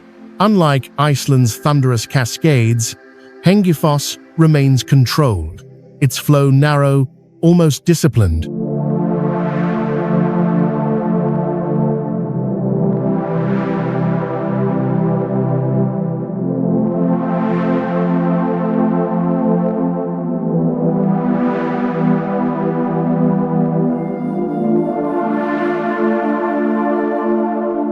At the base, the contrast sharpens. White water slices cleanly across red and black stone, tracing a single, uninterrupted line from plateau to river below. The colors intensify in overcast light when shadows flatten and the geological layers dominate the view.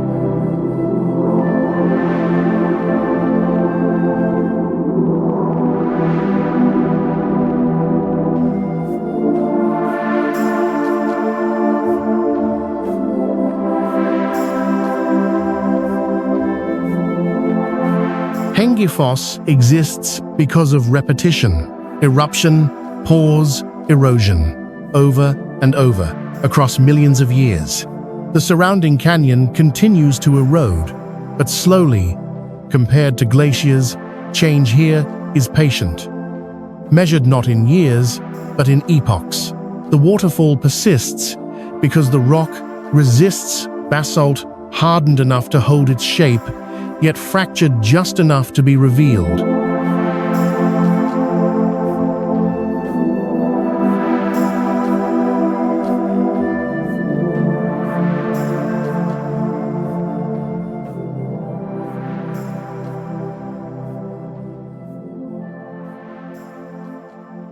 Standing before Hengifoss feels less like witnessing motion and more like reading a page left open by the earth itself. Nothing is hidden, nothing is dramatized. The planet simply shows its structure and allows water to pass through it. Hengifoss marks a shift in the journey, from landscapes that move to landscapes that remember.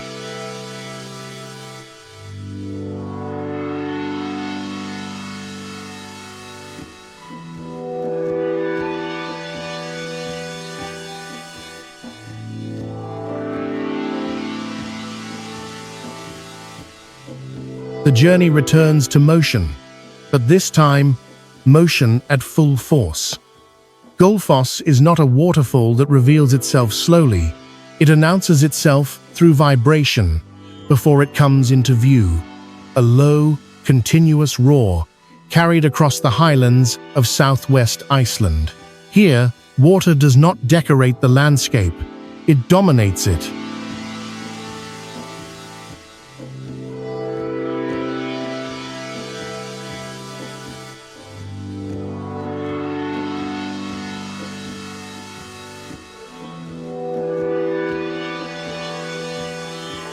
Fed by meltwater from the Langjökull Glacier, Gullfoss channels the Ishvita River into a two-stage plunge that drops more than 100 feet into a narrow basalt canyon. The river does not fall in a single arc.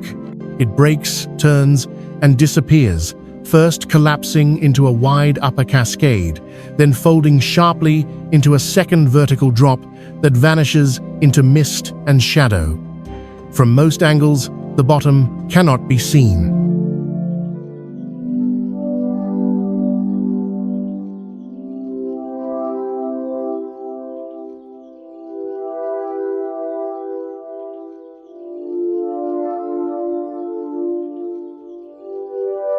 This concealment is deliberate, sculpted by erosion. Over thousands of years, glacial water carved a deep fissure through volcanic rock, forcing the river to bend rather than spread. The result is a waterfall that feels unfinished, its energy pulled inward, swallowed by the earth instead of displayed.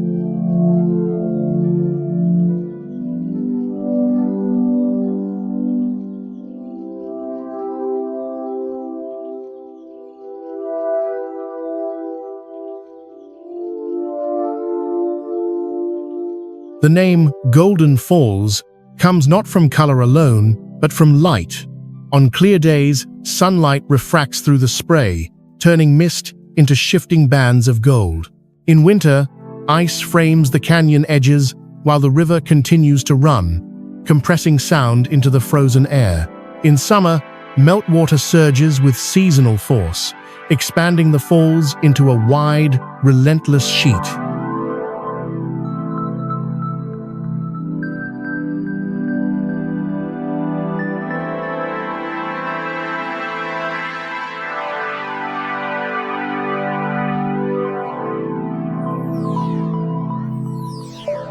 Gullfoss is defined by pressure. Water volume increases dramatically with glacial melt, sometimes exceeding 140,000 cubic feet per second. The ground trembles, the canyon amplifies sound. Standing near the edge, balance becomes instinctive rather than optional.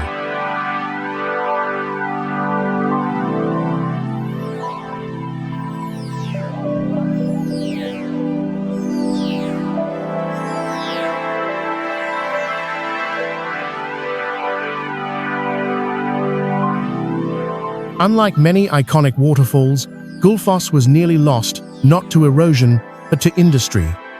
In the early 20th century, plans to dam the river for hydroelectric power threatened to silence it.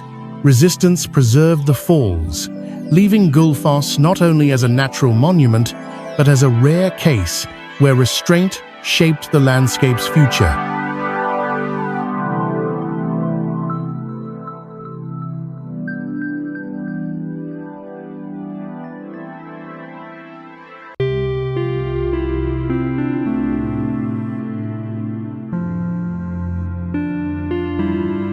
Today, Gullfoss remains raw and unresolved. There is no single vantage point, no moment where the entire system can be grasped at once. The river bends away, the canyon closes, and the water vanishes mid-motion. Gullfoss is not about beauty. It is about force contained just enough to be witnessed, never enough to be controlled.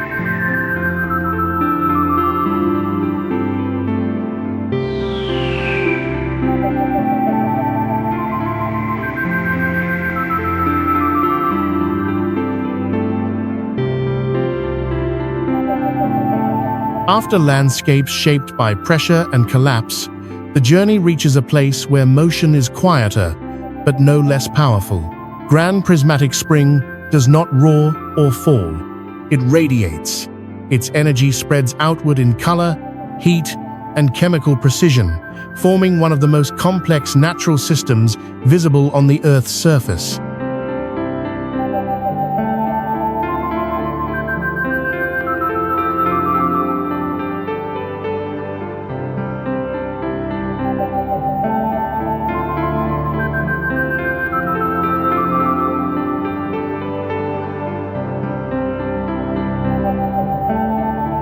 Located in Yellowstone National Park, Grand Prismatic Spring is the largest hot spring in the United States and among the largest on the planet. From above, it appears unreal, a deep blue core surrounded by concentric rings of green, yellow, orange, and rust red. The structure is not decorative, it is functional.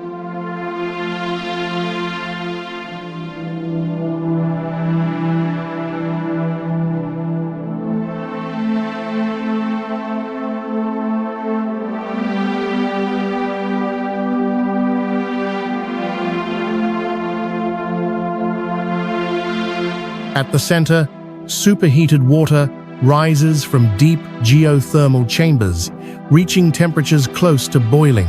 The intense heat prevents most life from surviving, leaving the core clear and intensely blue, its color created by light scattering in pure water. As temperature decreases outward, life begins to appear.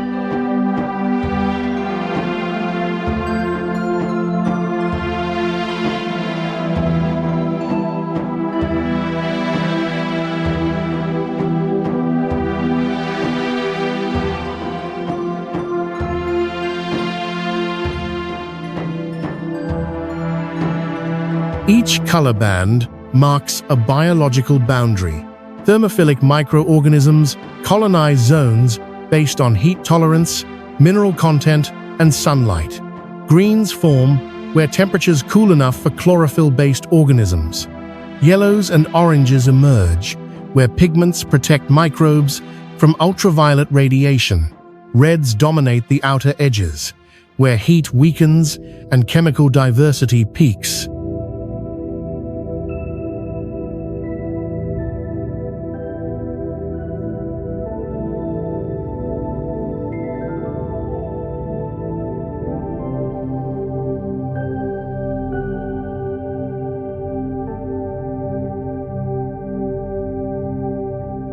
The spring's diameter exceeds 350 feet, and its depth is still not precisely known.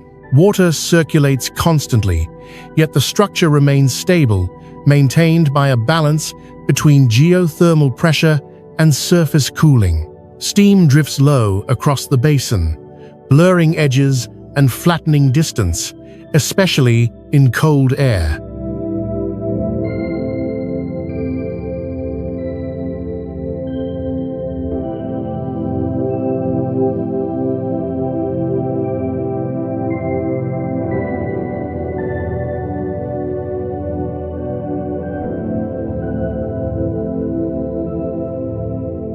Movement here is subtle. Colors shift with season, sunlight angle, and microbial growth cycles. A colder year deepens orange tones. Increased heat expands the blue core. Nothing stays fixed, yet the pattern endures.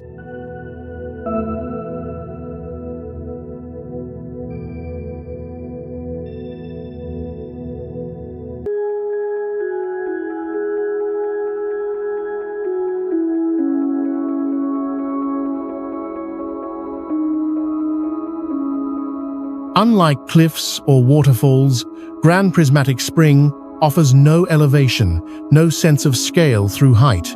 Its impact comes from proximity. Standing nearby, the air smells faintly of minerals. Heat rises through the ground.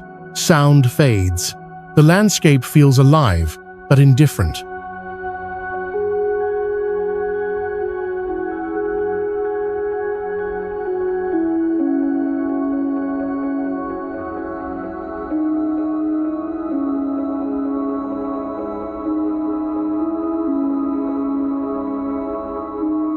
Grand Prismatic Spring is not chaos. It is order under extreme conditions, life arranged by temperature, chemistry, and time. A reminder that the planet does not need symmetry or calm to create balance. Here, Earth does not hide its processes. It displays them layer by layer, color by color, without explanation and without apology.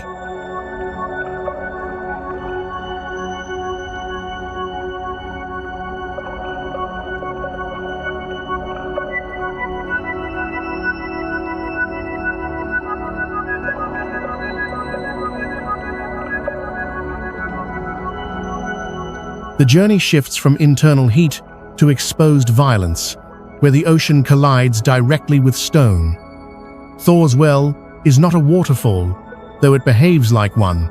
It is a collapsed lava tube on the Oregon coast, shaped into a vertical sink that appears to swallow the Pacific itself.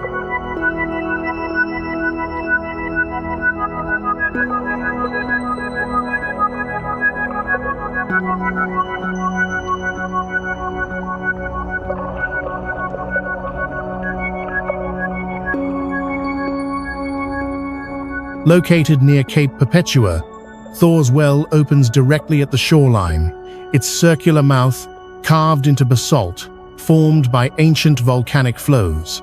Beneath the surface, a network of sea caves and tunnels connects the opening to the open ocean. When tides rise and waves surge, water is forced upward through these passages under pressure.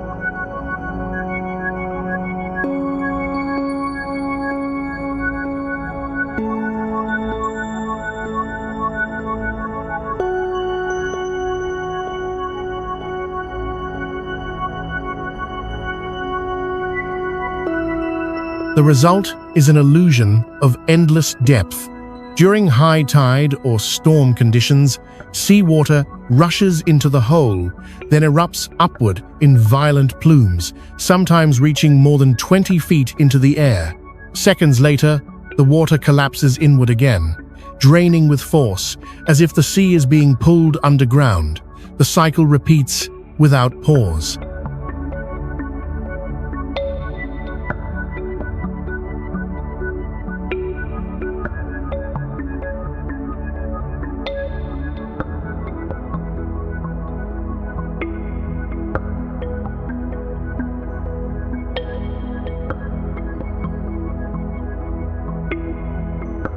Thor's well is governed entirely by timing. At low tide, the structure appears relatively calm, revealing its true form, a rock cavity shaped by erosion, not myth. At high tide, it becomes something else, an open system where gravity, wave, energy, and confined space amplify each other.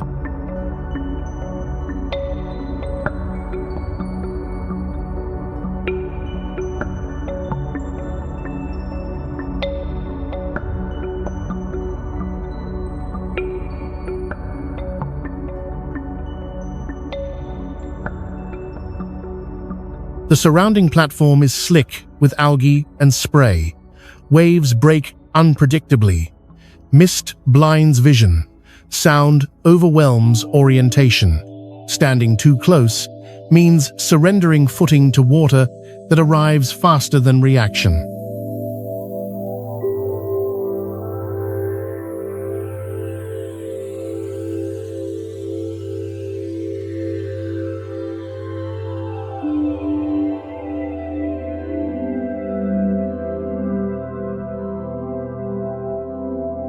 Unlike waterfalls that move in one direction, Thor's well reverses constantly.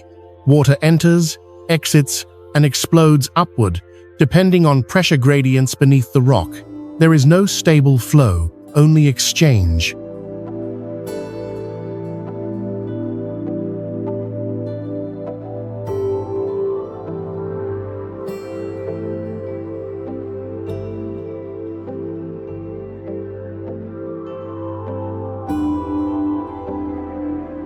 Despite its name, Thor's well has no proven bottomless depth.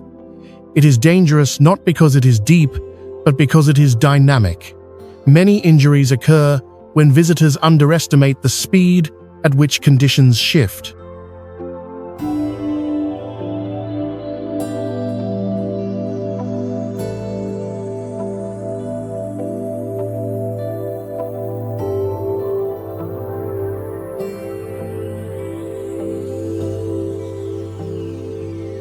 Here, the ocean does not present itself as horizon or calm surface.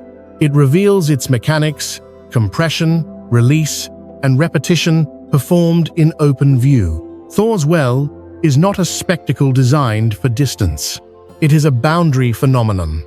Step too close, and the system includes you. This is the edge of land, behaving like sea.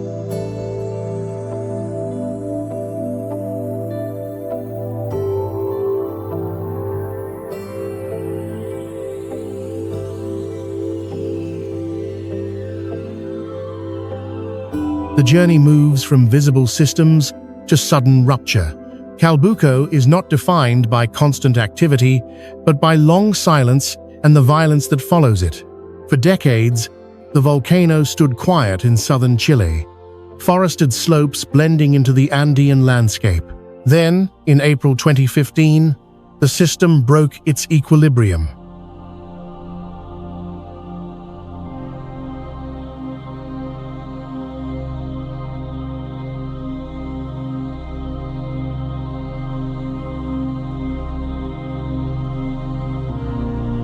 Calbuco rises just over 6,600 feet above sea level, positioned near Lake Lanquihu in a region shaped by rain, glaciers, and deep volcanic roots. Beneath its calm exterior lies a complex magma chamber connected to the Pacific Ring of Fire. When pressure finally exceeded containment, the release was immediate.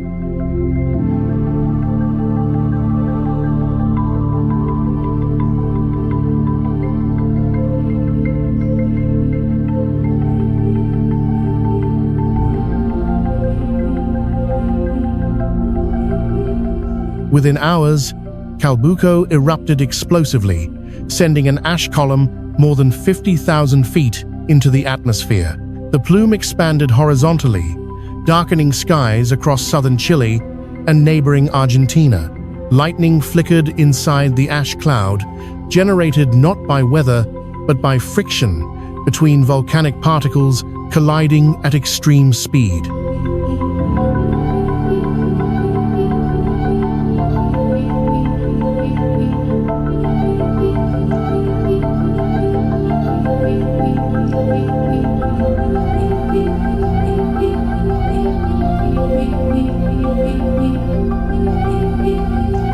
Pyroclastic materials surged outward, while ash fell in layers thick enough to collapse roofs and bury pasture land. More than 6,000 residents were evacuated within a 12-mile radius. Rivers turned gray, lakes absorbed mineral-rich fallout. The landscape was altered not by lava flow, but by airborne force.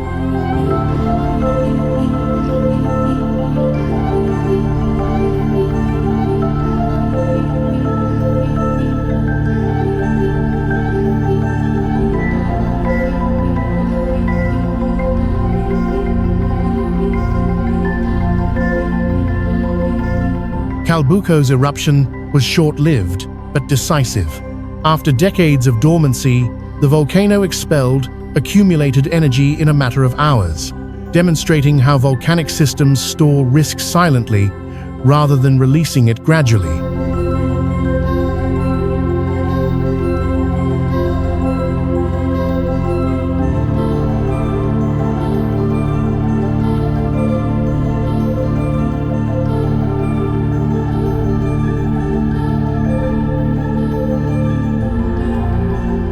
Unlike shield volcanoes that leak lava slowly, Calbuco belongs to a class capable of abrupt, explosive behavior.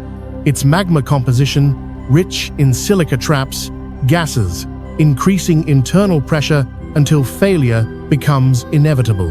When rupture occurs, there is no negotiation.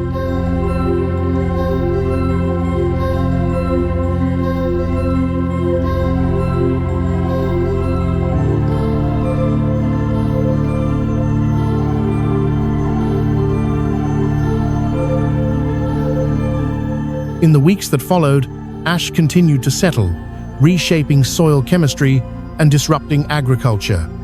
Yet, the surrounding ecosystem began adapting almost immediately. Volcanic ash, destructive in the short term, introduces minerals that eventually enrich the land.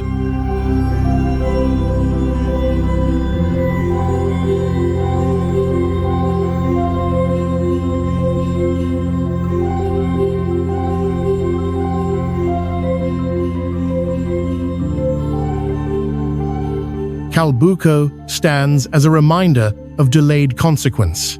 Not all danger announces itself through motion. Some landscapes wait.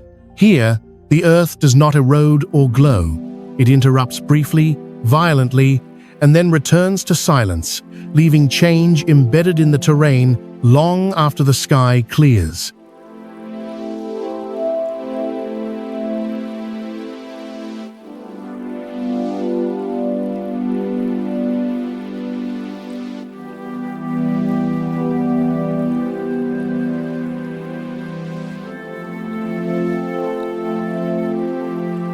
The journey leaves places shaped by water and fire and enters a landscape defined by absence. Lut is not dramatic through motion or eruption. It overwhelms through stillness. This is one of the hottest and most inhospitable places ever recorded on Earth, a region where the environment itself sets hard limits on life.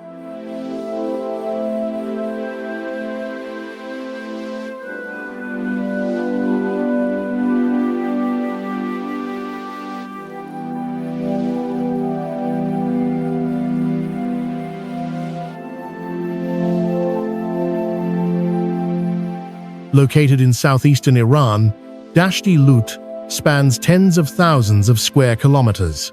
Satellite data has measured ground surface temperatures here, exceeding 70 degrees Celsius, 158 degrees Fahrenheit, the highest reliably recorded anywhere on the planet. These extremes are not seasonal anomalies, they are structural.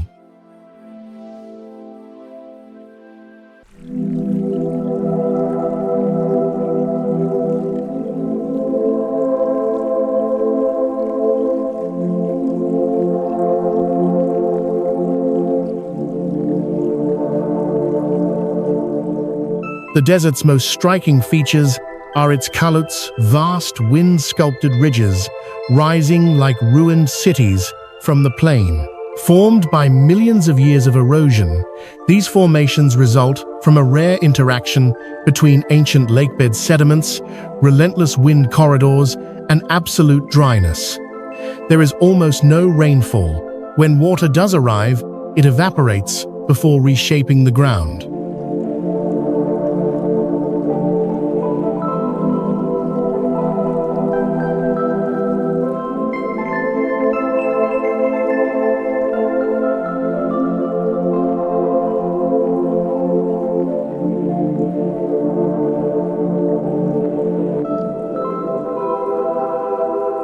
Movement here is deceptive. From a distance, the calottes appear solid and monumental. Up close, they are fragile, crumbled by salt, heat, and time. Wind speeds accelerate between the ridges, carving sharper edges and hollowing interiors. The landscape is constantly changing, yet appears frozen.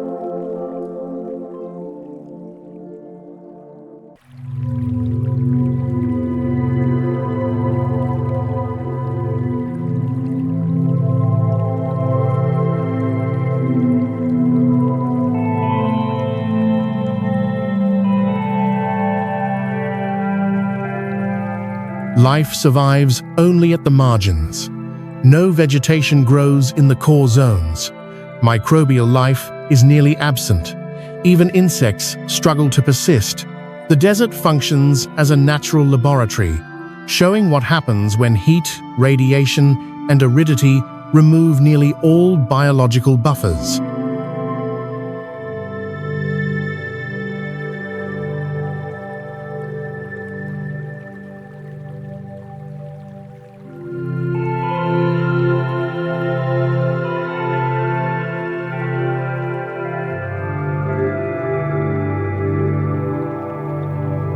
Despite its hostility, Dasht-e-Lut is not empty of meaning. Geological layers beneath the surface record ancient rivers and vanished lakes. Proof that this wasteland was once alive. Climate did not destroy it overnight. It withdrew gradually, leaving structure behind without function.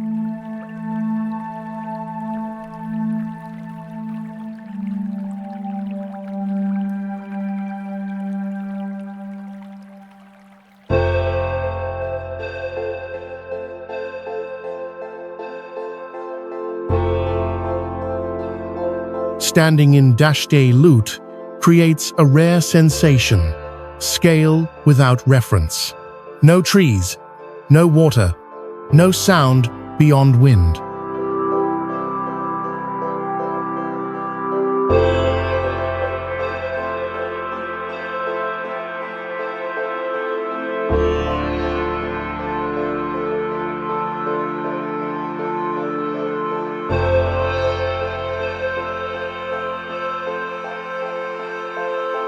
This is not a place shaped by catastrophe, but by continuation is heat applied without interruption for thousands of years.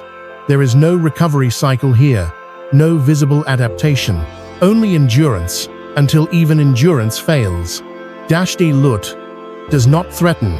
It simply exists beyond negotiation, reminding the journey that some landscapes are not meant to host life, only to define its limits.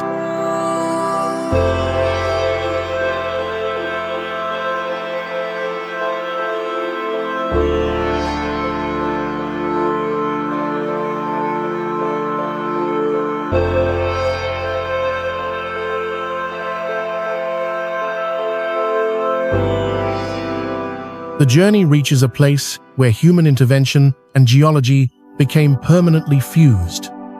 The gates of hell is not a natural wonder in the traditional sense. It is an accident that never ended a crater where the earth has been burning continuously for more than half a century.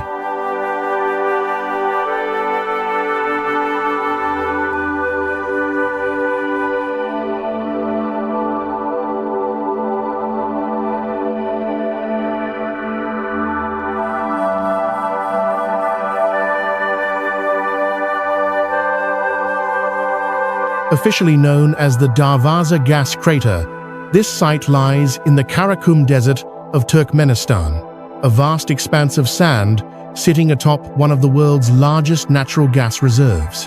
In 1971, Soviet geologists drilling for hydrocarbons struck a subterranean gas pocket. The ground collapsed, forming a crater roughly 230 feet wide and nearly 100 feet deep.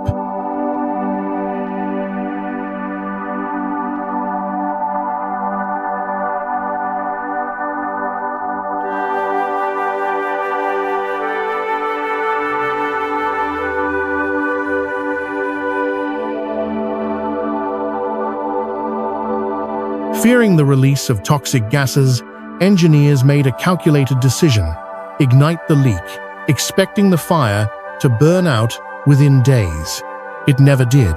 Instead, methane continued feeding the flames, transforming the crater into a persistent inferno. Today, hundreds of individual fires line the pit's walls and floor, producing a constant roar and a heat shimmer visible from a distance.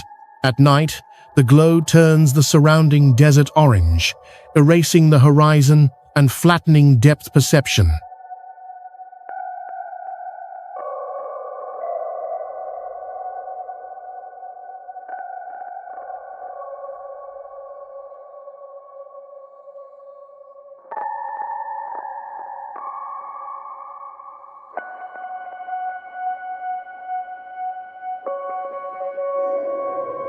The crater functions as an open combustion system. Gas escapes from porous rock, mixes with oxygen, and ignites instantly. There is no eruption, no explosion, only sustained release. Unlike volcanoes that store energy, the gates of hell burns because pressure is continually relieved.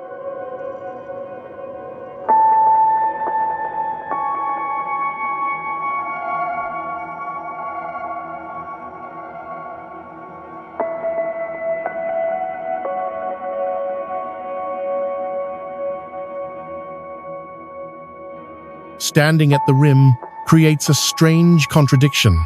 The fire feels violent, yet controlled. Flames dance, but remain contained within the cavity. The desert around it stays silent and dark, as if the land itself refuses to react. Temperatures near the edge can spike suddenly as wind shifts, forcing retreat. The air smells of fuel and heat. Sound reverberates upward, distorted by the crater's depth.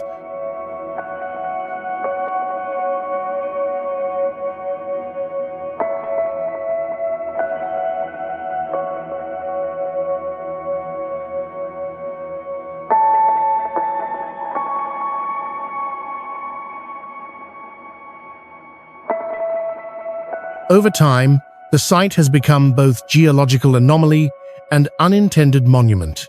It reveals how thin the boundary is between extraction and exposure, how easily a hidden system can be forced into the open, and how difficult it is to reverse once ignited.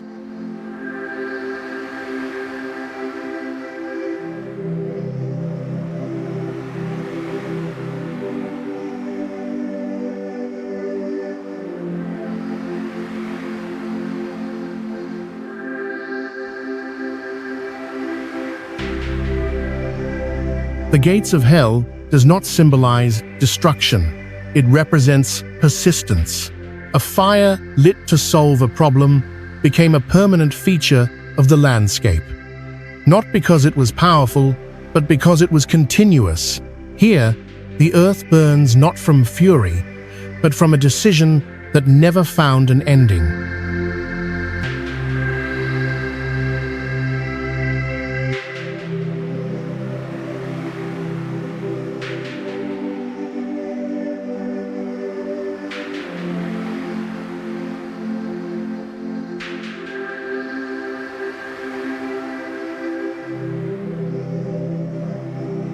The journey arrives at a landscape where water exists, but almost nothing survives within it. Lake Natron is not defined by depth or movement. It is defined by chemistry, a lake that looks calm from afar, yet operates at the very edge of biological tolerance.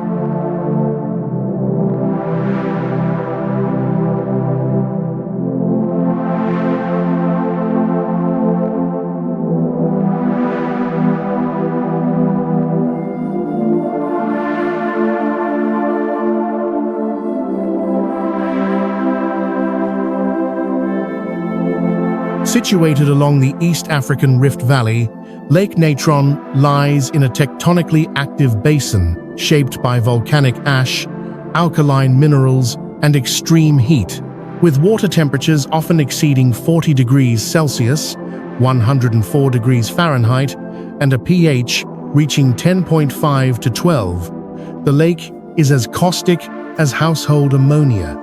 Its red and orange hues come from halophilic microorganisms, algae, and bacteria that thrive where most life cannot.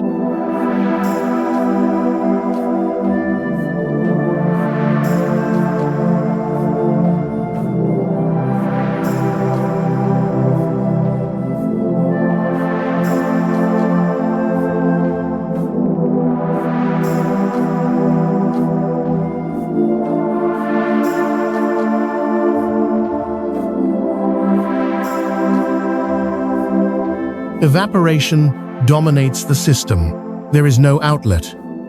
Rainwater and mineral-rich hot springs flow in, but only evaporation allows water to leave. As the lake shrinks seasonally, sodium carbonate and other salts concentrate, crystallizing along the shoreline into sharp, white crusts that fracture underfoot.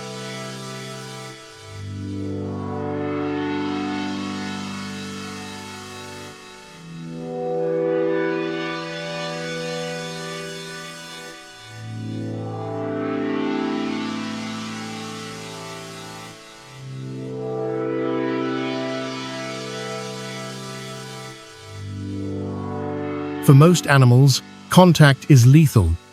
Birds that land in the wrong zones risk chemical burns to eyes and skin.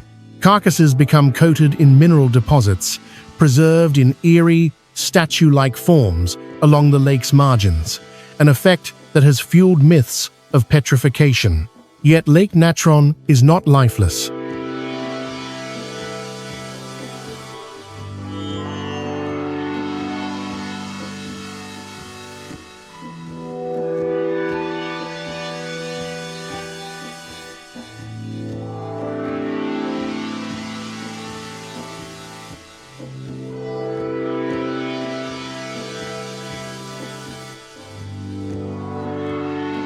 It is the primary breeding ground for lesser flamingos in East Africa. The very conditions that repel predators, high alkalinity, shallow water, unstable ground, create a sanctuary. Flamingos feed on the algae, nesting on isolated salt islands where few threats can reach them. Hundreds of thousands gather here during breeding season, turning the hostile basin into a cradle of life.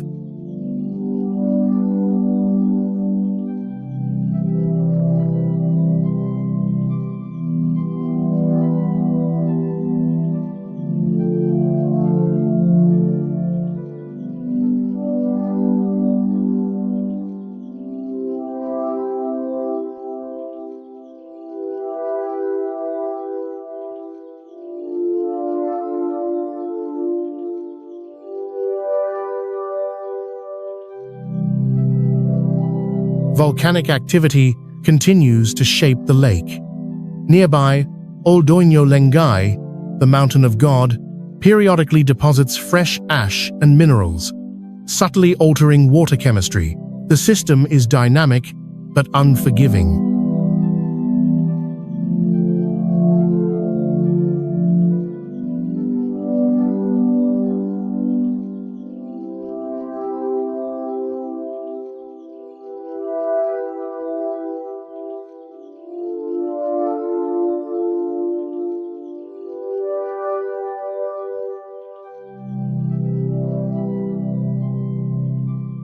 Standing at Lake Natron feels unsettling. The air shimmers with heat, the water glows unnaturally, silence dominates, broken only by wind or distant wing beats.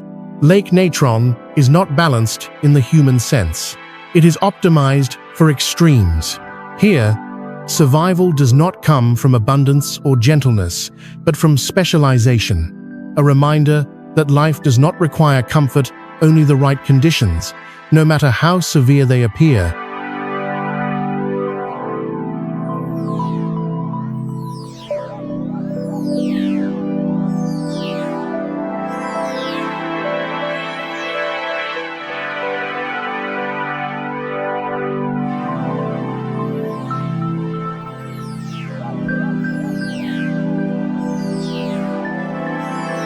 The journey reaches a place where scale is no longer measured by surface, but by depth and time. Lake Baikal does not overwhelm through spectacle. It does so through magnitude that unfolds slowly, layer by layer, far beyond what the eye can register.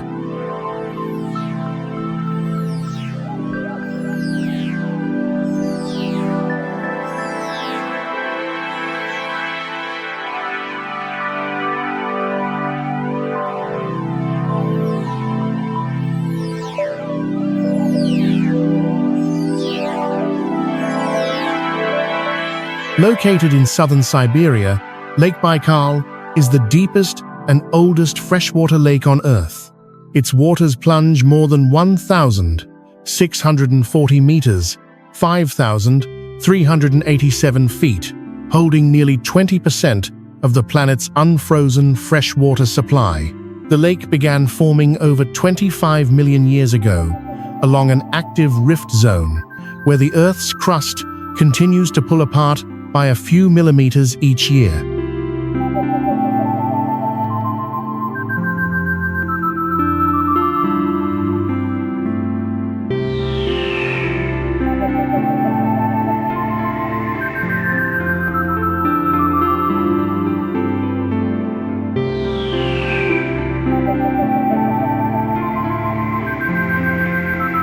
Baikal is not a basin carved by erosion. It is a fracture that never closed. The lake's clarity is legendary. In winter, ice forms thick, transparent sheets that reveal cracks running like frozen lightning beneath the surface. These fractures emit sharp, resonant sounds as the ice expands and contracts, audible reminders that Baikal is still moving, still alive.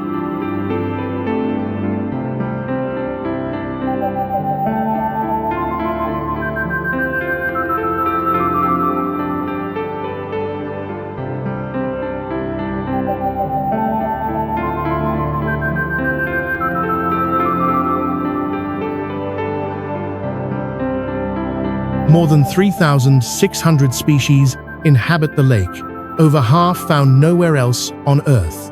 The most iconic is the Baikal seal, the only freshwater seal species in the world.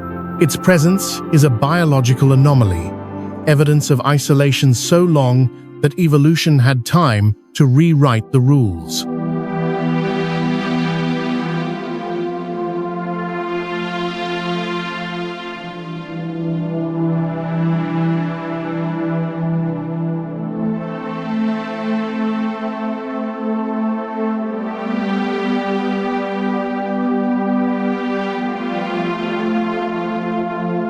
Baikal's depth creates its own internal climate.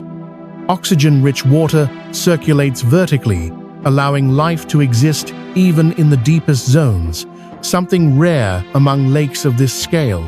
Microorganisms continuously filter the water, contributing to its exceptional purity.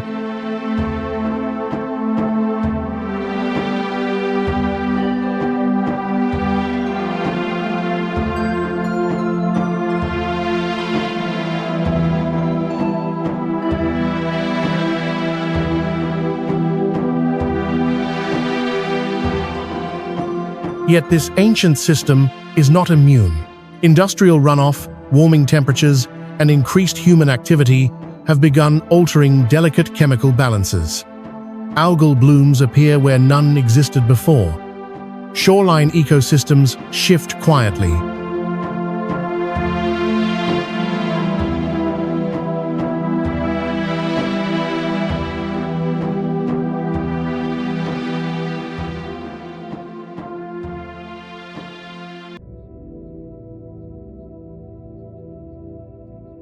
Standing at Baikal's edge produces a rare sensation, the absence of horizon-based scale. The surface looks calm, even small, but beneath it lies a vertical world deeper than many seas, holding history measured in geological eras rather than memory.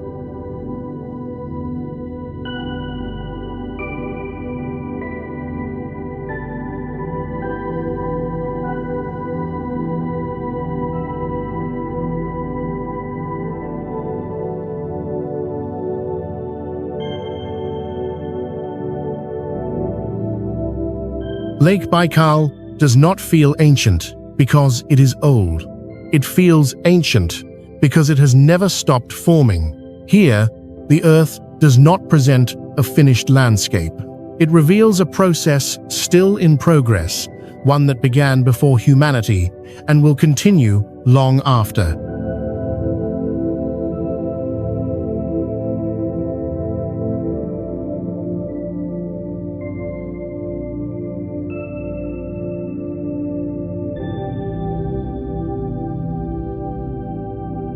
The journey reaches a landscape that feels detached from the present world, isolated not by distance, but by time. Mount Roraima is not simply a mountain, it is a geological remnant, standing apart from the continent around it like an unfinished fragment of another era.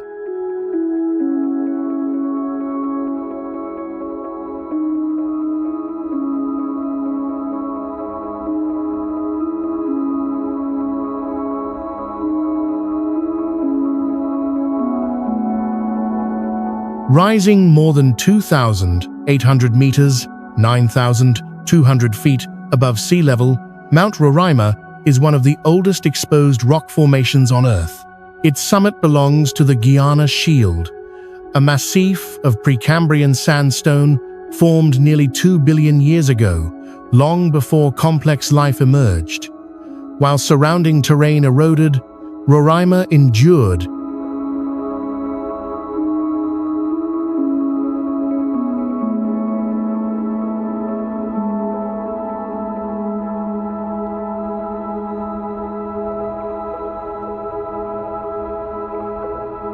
The mountain's defining feature is its tabletop summit, or tepui, a sheer-walled plateau with vertical cliffs dropping hundreds of meters on all sides.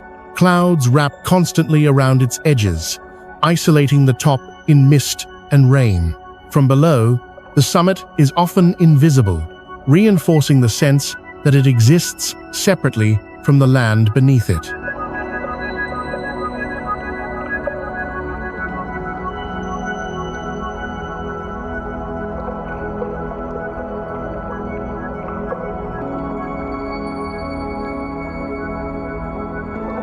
Access is limited to a single natural ramp on the Venezuelan side. Beyond that ascent, the summit reveals a world governed by different rules. Rain falls almost daily. Water collects in shallow pools across bare stone. Soil is scarce, yet life persists.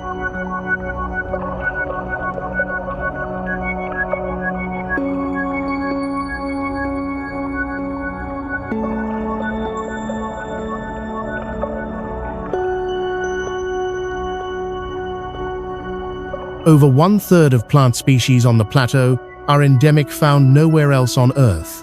Carnivorous plants thrive in nutrient-poor conditions, trapping insects to survive. Small amphibians evolved without predators, losing the instinct to flee. Evolution here followed an isolated path, sealed off for millions of years.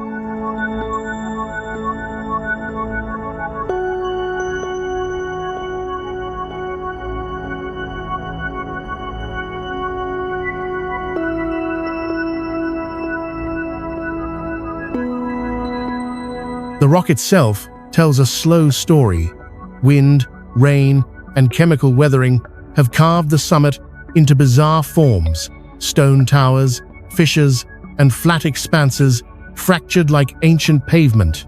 There is no tree line, no shelter, only exposure. Standing atop Mount Roraima creates a sense of dislocation.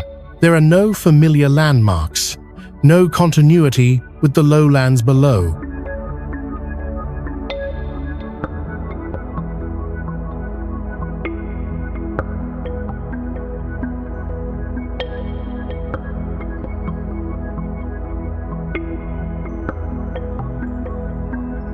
This mountain inspired legends long before science approached it, described by indigenous cultures as the stump of a primordial tree that once held all fruits of the world. Even today, the explanation feels incomplete. Mount Roraima is not dramatic through motion or danger. It is powerful through separation, a place where time did not pass faster, only differently.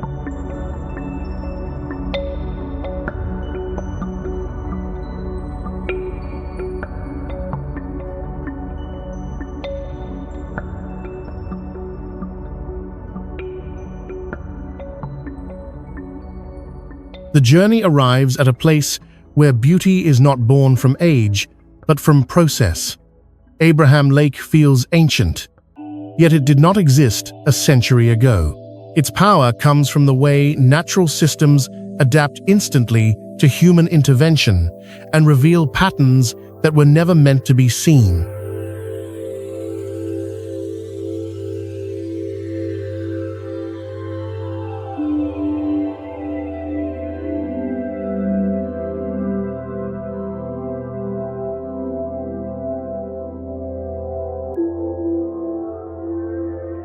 Located in Alberta's Rocky Mountains, Abraham Lake is a man-made reservoir created in 1972 with the construction of the Bighorn Dam on the North Saskatchewan River.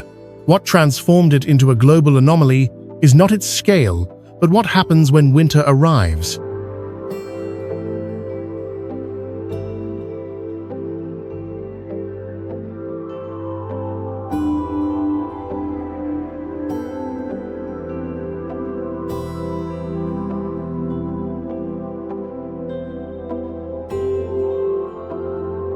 As temperatures drop, methane gas released by decomposing organic matter on the lakebed rises toward the surface.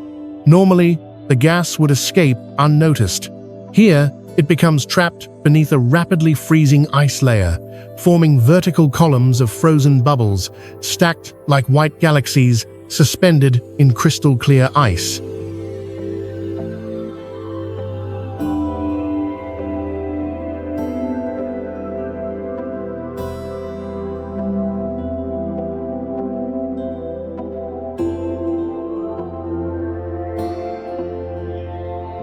Each bubble marks a moment in time. Gas rises, water freezes, motion stops. Then it happens again.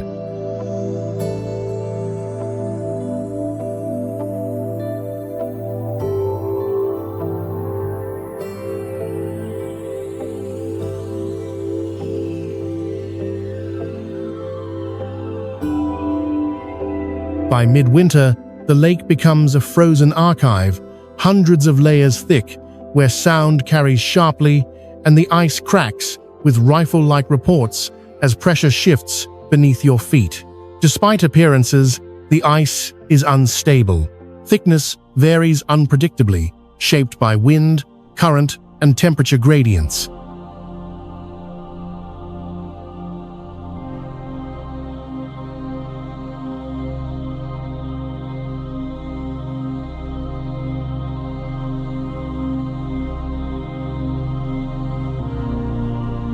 Unlike natural alpine lakes, Abraham Lake has no natural shoreline.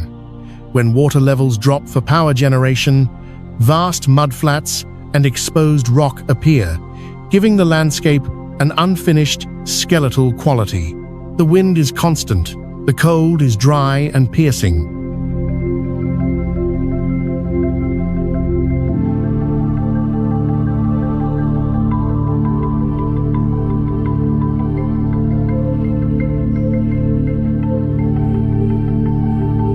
At night, the isolation deepens. The lake sits beneath some of the darkest skies in Canada. Stars reflect faintly off the ice, while methane bubbles glow softly under moonlight, creating the illusion of a living surface. Abraham Lake is not pristine wilderness. It is engineered water behaving like nature.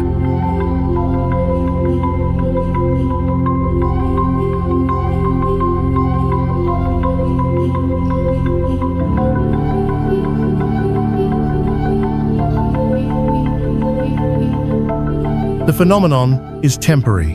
When spring arrives, the ice breaks, bubbles escape, and the spectacle vanishes completely. No trace remains, no structure persists. Standing on Abraham Lake is an exercise in impermanence. What looks frozen is actively changing. What looks solid is temporary.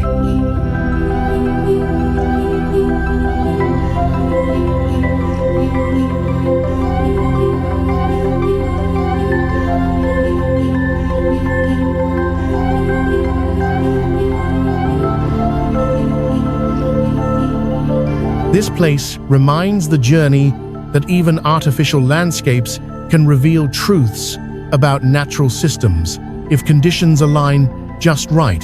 Abraham Lake does not endure through age. It endures through repetition, winter after winter, rewriting the same brief miracle before erasing it again.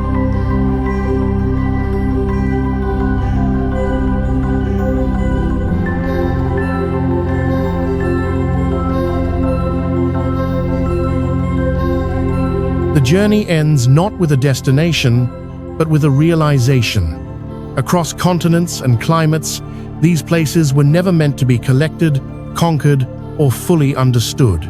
They exist as boundaries of heat, depth, isolation, chemistry, pressure, and time.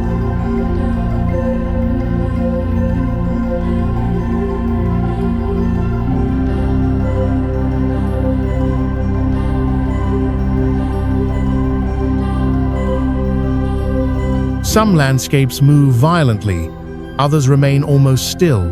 Some burn continuously, others freeze, fracture, and reform. Yet none of them are static. Every site revealed a system in motion, operating on scales far beyond human rhythm. What appears permanent is often temporary. What looks fragile may endure for millions of years.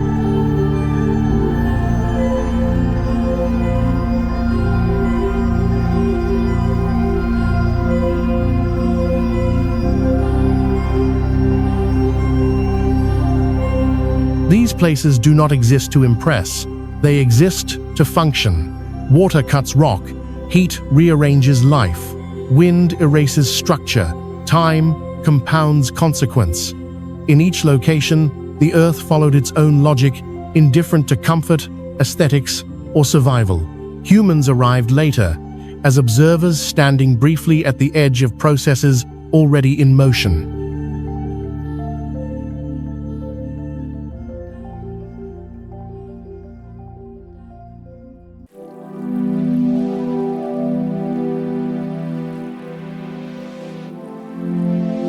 What connects these landscapes is not beauty, danger, or rarity.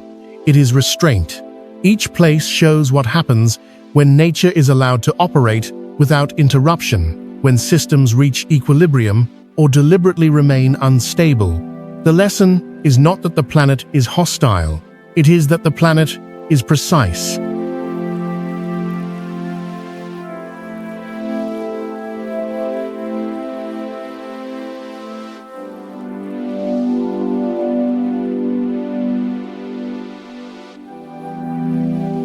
These environments remind us that life persists not because conditions are gentle, but because adaptation is exact. Limits are enforced, balance is earned.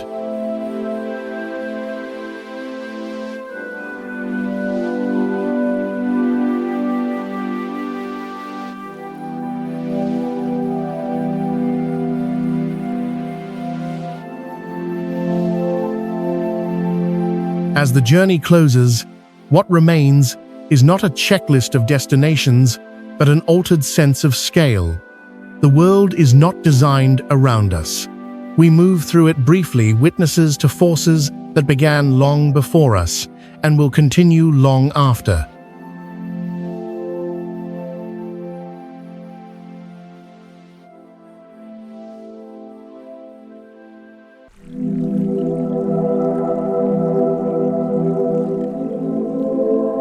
Some places are meant to be visited. Others are meant to be understood quietly from a distance.